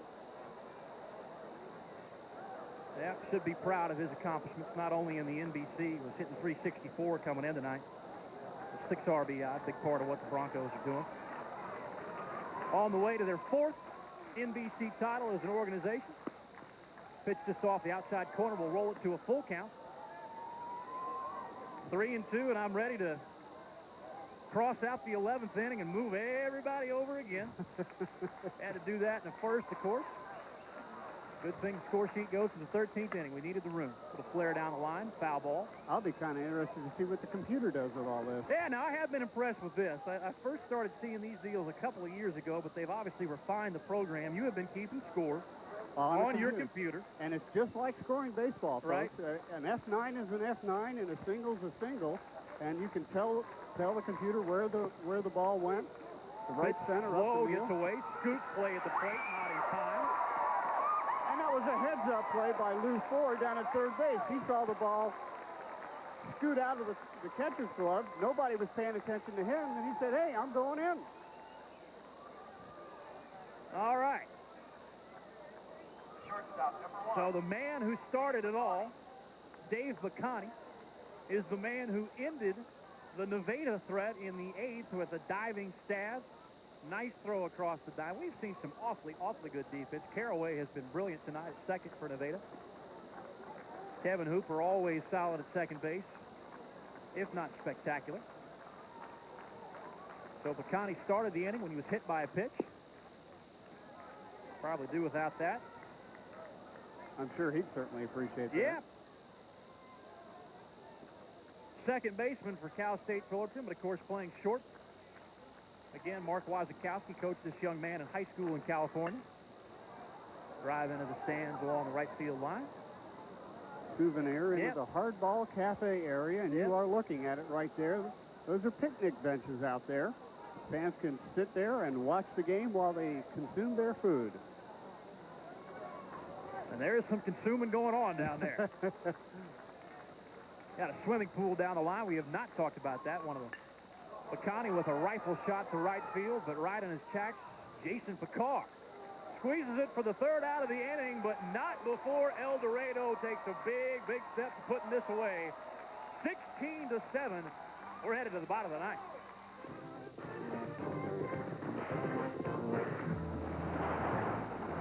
Is your mom coming? My mom? You mean Eric's mom. She drove yesterday. Your coat got caught in the door. Well, my mom's on Thursday. It is Thursday. Wednesday. Thursday. Are we open Monday? It's Thursday. You were chewing for lunch. Plans getting confused? Use three-way calling from Southwestern Bell. When you're on with one person, just click over, dial another number. When they answer, click back. It's already on your phone and just 75 cents per use. Well, look who's mom's pulling up. All of us. Well, this just throws off the whole schedule. Three-way calling from Southwestern Bell. We are here so briefly, as the Comanches say, like a firefly in the summer night. But we are carried on with those we love. There are a lot of reasons to buy life insurance, and most of them call you Mom or Dad. Life insurance from Fawn Bureau Insurance. Because you love them, protect them. Welcome back, everybody. El Dorado now just 3 outs away from their 4th NBC World Series Championship. Brandon Caraway, so impressive in the field tonight. Trying to start another route. Takes a look at a pitch on the outside corner.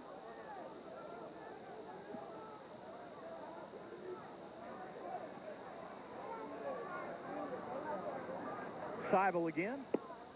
Rocks and fires. Strike on the inside corner. Glorious night for attendance here. Well over 7,500 tonight at Lawrence Dumont Stadium. Right at stadium capacity. McConney down to a knee, backhand stab across the diamond. Another great play for Dave McConney. I tell you what, now I try to stay away from coaching decisions, but if Fullerton needs a shortstop coming up, Mr. McConney might move over from second base. Hello. Caraway retired 6'3". I'm looking for that Gatorade can back in the Broncos dugout. Yep. I think Mr. Wasikowski is going to get a doubt. Yep. Of course, an assistant at Southeast Missouri State. If that doesn't really strike a bell with you, please know that that is an impressive program. Came into Wichita for the NCAA Regional this year, pitched low.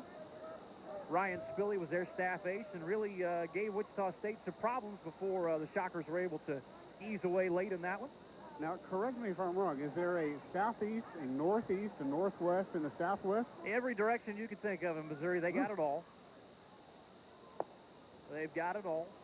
And I'm sure everybody from every one of those schools is proud of that fact. Southwest Missouri, obviously a member of the Missouri Valley Conference. Steve Alford, the head basketball coach there. Seibel misses. Count rolls to 3-1. One out here in the ninth inning. Crowd ready to crown the champions from El Dorado. Broncos lead at 16-7. Little rocket into right field, but well positioned out there, Mr. Troutman. And last year's MVP up to the plate, possibly to end this tournament for the Nevada Griffins in disappointment for a second straight year. Yeah, I tell you what, Jeff Juarez was brilliant. The average around 600 a year ago on the way to MVP honors.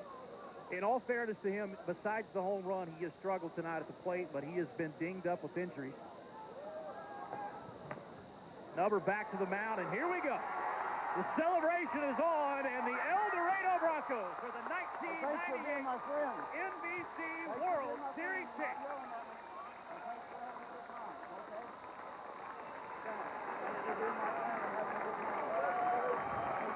Well, the pile up and the dog pile out in the second base area for the El Dorado Broncos. And on the other side of the field, you've got the disappointment of the Nevada Griffins for the second year in a row. When I talked to Pat Chambers, the GM today, he said the one thing he wanted to be today was on the bottom of the dog pile for the Nevada Griffins. But for the second year in a row, they are denied that opportunity. Yeah, a year ago it was Matsu from Alaska. This year, El Dorado from right here in Kansas. But I tell you what, as we watch the Broncos celebrate, they have earned the right to do that, sweeping through this tournament unbeaten. The magic that we saw here in the top of the ninth inning with 6 runs, that's how they got here. We'll take a look back. The last 4 games before tonight, so now 5 games in a row, the Broncos have scored at least 5 runs in their final 2 at-bats. So a team that was able to get it done in the clutch. They're going to be sporting some NBC Championship T-shirts there. Mark Carucci, the national director, passing those out. And Greg, for the Broncos, their 4th NBC championship, 88, 89, 96, and now 1998. We will certainly hear from the Broncos coming up while we've got a minute. Nate Robertson, can't say enough. Obviously, he was staked with a big lead early, but 11 strikeouts. Headed back to Wichita State without a doubt. I got a feeling that somewhere in this ballpark, Gene Stevenson just did a little Irish jig somewhere after Robertson came out, because I think Nate Robertson's comeback is now complete. And I know that Brett, the pitching coach, is just absolutely pleased. He's overdoing local radio. Yep. Can I go ahead and say that this is what the National Baseball Congress is all about? Number 24 there, Quinn Cravens, obviously involved in the huge collision earlier in the week. Put Ryan Jorgensen into the hospital. Ryan's going to have surgery again to have a steel plate inserted in his jaw. But that night at the park, these 2 teams shook hands. And tonight at the park, these 2 teams shake hands. It's the spirit of the National Baseball Congress. Larry Davis obviously has been a part of this deal forever. He's got to be proud tonight. Mark Carucci has to be proud tonight. Everybody associated with the NBC has to be proud tonight. I tell you what, let's do. Mark Staniford should be standing by. I don't see him down there, but I think he's standing by. He's trying to grab a couple of the Broncos. I can see him working hard. Mark's going to go down with one of his fellow Shockers, the guy who's hugging his teammates now, Nate Robertson. As soon as they get together, we will hear from the star of the night, a man out of Wichita State in Mays High. Looks like they're ready to go. Mark Stanford standing by with Nate Robertson. Yeah, I'm down here with Nate Robertson, the winning pitcher tonight. Nate, 2 times you pitched in a championship game. Both times you've got to win. Got to be an outstanding feeling for you. First of all, I'd like to thank God for just another opportunity to play this game. It's an unbelievable feeling to win a national championship. And couldn't happen to a better team, but a better group of guys. You know, Unedited is a great team. Earlier tonight, you know, we put that 8th spot up. I kind of came out stiff. I didn't really start pitching until about the 4th inning. But I'm lucky that they didn't take advantage of me then. The game has turned out to be a win for us. That's what it looked like. It looked like you got a little bit stronger as the game went on. It is tough to pitch with an 8-run lead like that. You tend to relax a little bit, but you did get stronger. It looked like your fastball and your breaking ball started to come around a little bit. I started feeling a lot more strong, like 4th inning on. I got my fastball back. My deuce working for me. My change was still a little shaky, but I stayed down for the most part, and I did pretty well. You know, it's the first time you didn't have a pitch limit on you. Does your arm feel pretty good? Pretty strong still? Yeah, I still don't have the fastball that I used to have, and you know, it's been about a year to the date almost, but I'm getting there, and the first thing I need to do right now is just take a break. Well, I don't blame you. You've definitely earned it. Congratulations. Hey, that's an outstanding ball game, guys. We're down here. I'm trying to round up Greer Jones and Terry Elliott, but I think they're in a crowd of people right now. We'll see if we can get them, but there's Terry Elliott. I'll bring him over here and see if we can't get him up here. Elliott, congratulations, man. You played a great game right there. One thing you have got to be the oldest. It's 12 years now in between your 2 victories here at the NBC. How's this one feel? Well, I don't know. You were with me 12 years ago on the last championship. If you'd have told me I'd be back here 12 years later doing this, I'd have told you were crazy. But this was a lot of fun. Coming out and playing with the young guys. Nate Robertson threw an awesome game tonight. We come out, jumped on him early, and, you know, it took a lot of pressure off of him. You put an 8 spot up in the 1st inning, and he can go out and just throw strikes and work ahead. And he did a great job. He had good stuff tonight. He sure did. You got to give a little bit of credit to the Nevada, too. They battled in there. You take away the 1st and last inning, it's a great ball game, so you do have to give them a little credit. Oh, I was scared of Nevada coming in. These guys can put some runs up in a hurry. They've showed that the whole tournament. This is a big rivalry. I knew they'd come out and compete. They ran through a lot of pitchers tonight. They had trouble with their pitching staff getting ahead in a count, but I knew that they would battle at the plate. They're a good team, and you know, runner-up 2 years in a row. That's not bad. That's right. Well, Terry, congratulations again. I appreciate you taking with me right here. Greg, again, a great game down here, and as you see, a pretty excited team behind me, and I'll send it back up to you right now. All right, Mark Stanford, thanks for the perspective. Interesting when you got a guy who's old enough to be part of the broadcast team, and yet he's looking back to the '86 NBC with one of his teammates, Terry Elliott. Hey, Mark, is Terry in better shape than you are? Is that why he's still playing? I tell you what, we turned his mic off, but he's talking a whole bunch down there. He's ready to rebut that. I can tell you that right now. He's had enough of that. But what a night for the NBC, and what a night for the El Dorado Broncos. Obviously a group of disappointed Griffins over there. I will never forget Paul Bartolucci last year with Nevada, as his club was nipped at the wire by Matt Sue. Here's a guy who has played Division I baseball and has done a lot of great things out in Nevada. Despondent, really. Absolutely. Simply because he wants to win. The manager of the year coming out there, Mark Wazakowski. And deservedly so to go through the tournament 6-0, win the championship in his 2nd year as the manager of the team. Last year they finished 3rd, and he more than likely will have the tournament MVP on his team this year, Jason Espedo. Yep. The reason for the conference with Lance Deckinger was he was asking me to kind of like be a tiebreaker. There was some discussion about Greer Jones, and there was discussion about Jason Espedo. And Lance and I were talking about the fact that Espedo got him to this point. Right. Yes, Greer was maybe the MVP of this game, but overall, you have to look at it what Jason Espedo did. Yeah. Now, that would be my vote, and I know that's maybe not a popular vote for anybody here in Wichita, because Greer Jones was electric tonight. Yes, he was. Gave us one of the great moments with the drive late in the ball game. Turned around to his teammates, pumping his fist. Jason Espino, officially now the MVP out of the University of Texas. The Broncos' third baseman truly was the backbone. And just to let you know what his final statistics are, he hits .520 in the tournament, 13 hits and 25 at-bats, 13 runs scored. That's the most in the tournament, by the way. 9 RBIs, 2 doubles, a triple, 4 home runs, 2 walks, and only 1 strikeout in 25 at-bats. Now, you tell me, is that MVP numbers? I think so. That sounds pretty much like an MVP to me. Congratulations to him. The awards presentations. There we go. Wasikowski just got dumped. There we go. You look like you could use some Gatorade there. Terry Elliott, glad to be a part of that. Got about 7 years and 500,000 miles on Mr. Wasikowski. But that was the other thing we asked him. What's it like to have Wasikowski picking up like 3 guys that are older than he are? And what he told us was actually kind of funny. He says, I got peers now. That's right. I can talk to them in my language and they'll know what I'm talking about. Get a good look at the championship wreath there. Dorado finishes the tournament with Got a couple of sunflowers in there for the great state of Kansas.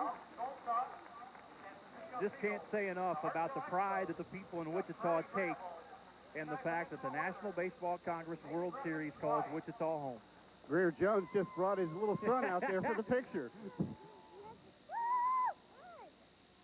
Mr. Leinard with a couple of little ones as well. That will be something that will go into every scrapbook. NBC World Series champs. Terry Elliott waving to his family. I got to tell you, I'm real happy for Terry. Yep. You know, here's a guy who played for the Wichita Sluggers this year. Right. Had thought about saying, okay, I've had enough baseball. He gets the call from Mark Wasikowski, and Mark says, look, I really need you to work with my pitchers. He comes in, does a great job, loses a couple of teeth in the process. Right. And then think about this. It's been 12 years since he's won a championship, and here he is at the ripe age of 34, winning his second NBC World Series. Yeah, and both Mark Wasikowski and Wichita State pitching coach Brent Kimnich helped us to put his abilities into perspective. Brent tonight was very pointed. He said, look, I understand it's a novelty story. It's a unique story. It's an angle that you guys like to play. That's fun and everything, but please understand that the man can play baseball, always could play baseball.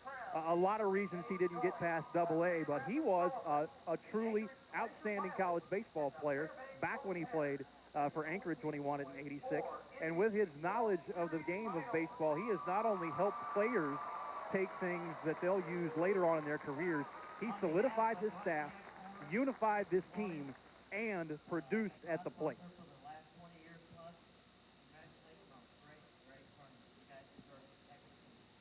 They're giving the official trophy presentation, the Rusty Eck Championship Trophy, sponsored by Rusty Eck Ford here in Wichita, Kansas.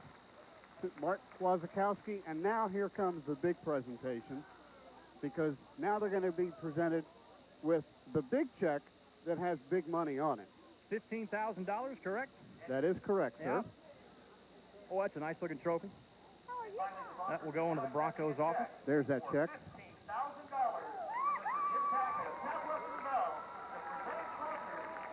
And remember, it does go to the sponsor. Right. The college players do not get any compensation for it. The only compensation they receive by NCAA law, bylaws are transportation to and from, housing by the boosters. I tell you what, we'll let them grab a hold of the check. We'll take a quick break, and we'll be back to wrap it up from Lawrence Dumas. Good evening, everyone. I'm Larry Hatterberg. Tonight at 10, the NBC tournament has, of course, seen a lot of big names over the years. Are any future stars in this year's class? Stay tuned after the game. And we'll have a look at your weekend weather tonight at 10 on Case News. Arthur Anderson will list and sell your home for 4% guaranteed. No gimmicks, no franchise fees. Call Arthur Anderson Real Estate at 634-3871. We've got the largest selection and lowest prices on appliances right here. Come in and see this People's Choice Whirlpool pair. It pays for itself within 10 years. Extra super capacity washer does bigger loads, which means 1/3 fewer loads. Saves your time and money. dryer automatically turns itself off when clothes are dry. Again, saves your time and money. Get 6 months no interest and 100 free loads of Tide and Bounce. Yep, both save you money. This People's Choice pair is just $7.28 and pays for itself within 10 years. Save today at Midwest.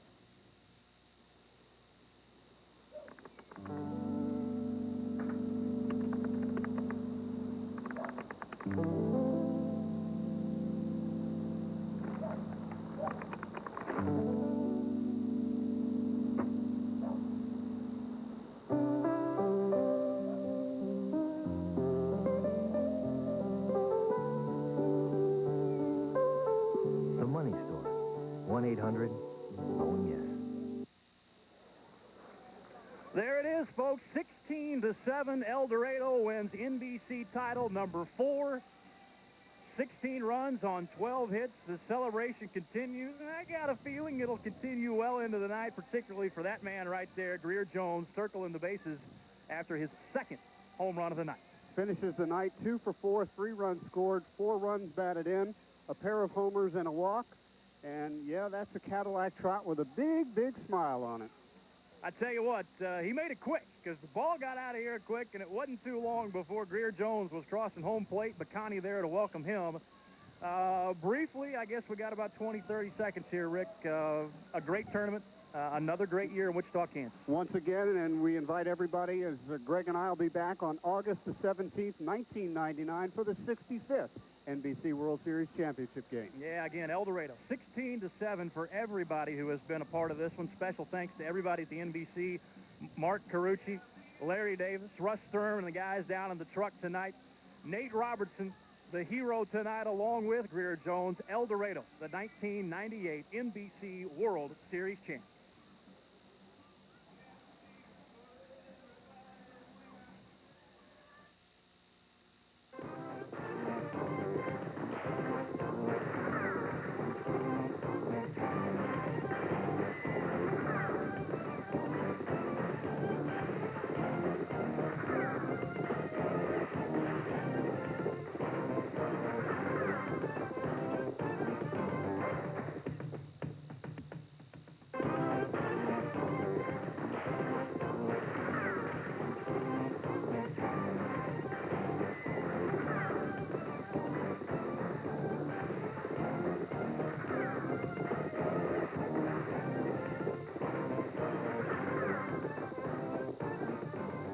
The 1998 National Baseball Congress World Series Championship game has been sponsored by Southwestern Bell. Also brought to you by Farm Bureau Insurance, Howard's Optical, and by Pizza Hut.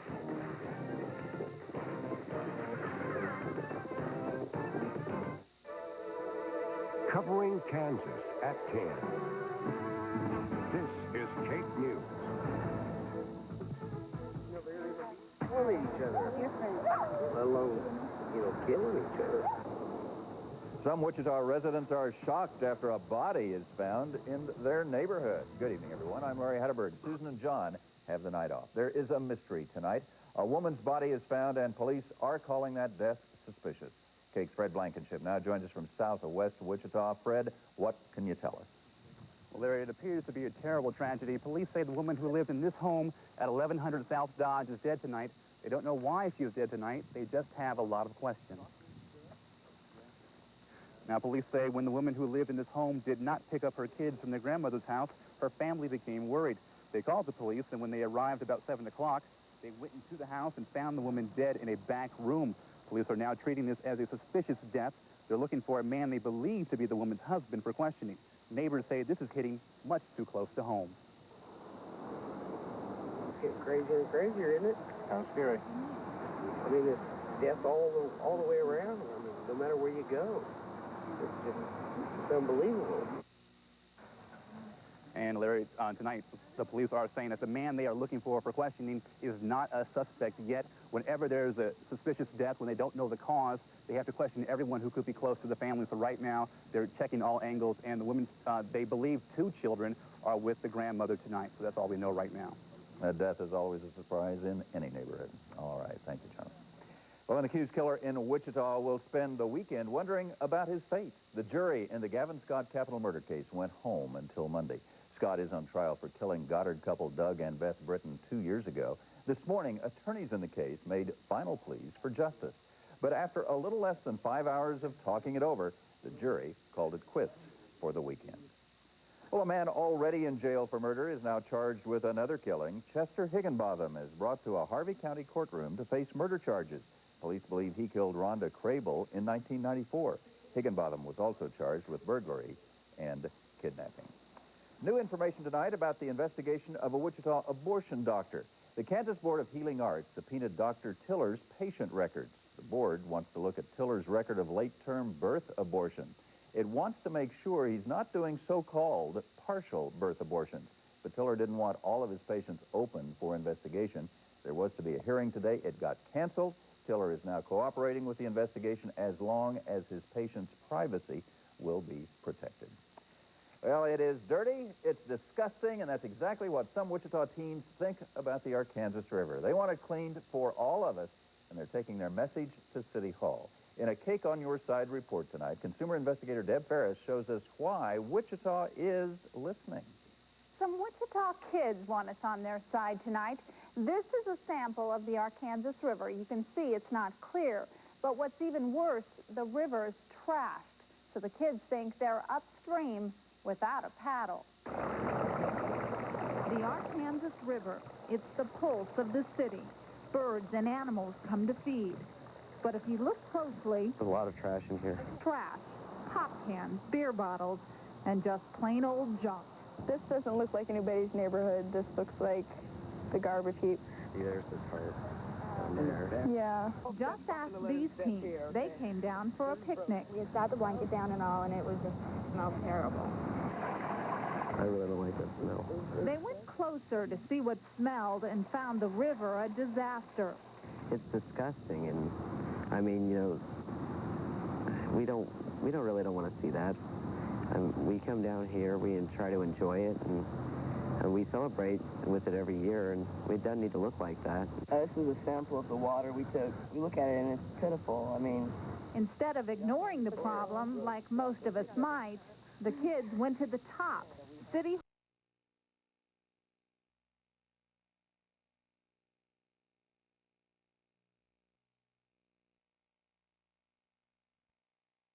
The Arkansas River is filled with trash. The solution? The city is cleaning up the junk and it's cutting the weeds on the banks. The teens will speak to the city council Tuesday. The kids also hope to organize a community-wide cleanup sometime this summer. Larry? Thanks, Deb, and people can make a difference. Now, here's some more information. The river is low in parts of downtown because of construction. Mayor Knight says in 5 years, when all of the work is done, the river will be beautiful. Or your kids may have an afternoon free even when school starts. USD 259 says its heat contingency plan will be in effect the first week of school. Most Wichita elementary schools will begin at 9 a.m. and let out at 1:30. Most Wichita middle and high schools will begin at 8 a.m. and let out at 12:30. But there are exceptions. School officials say if you have any questions, please call your child's school. Well, it is a school or a learning ground of sorts for baseball, the National Baseball Congress Tournament. And tonight, you probably watched the championship game right here on ABC Kansas. The Kansas team comes out on top. The El Dorado Broncos beat the Nevada Griffins 16-7. And some of these players may be headed to the big show. Cake's Vicki Duncan tells us why this tournament has so much history. Vicki? It does have a lot of history, Larry. Everyone's packing up and leaving now. And this is an annual tournament. A lot of people will be back next year. But for a lot of these fans, it's a once-in-a-lifetime opportunity to see the future of baseball now.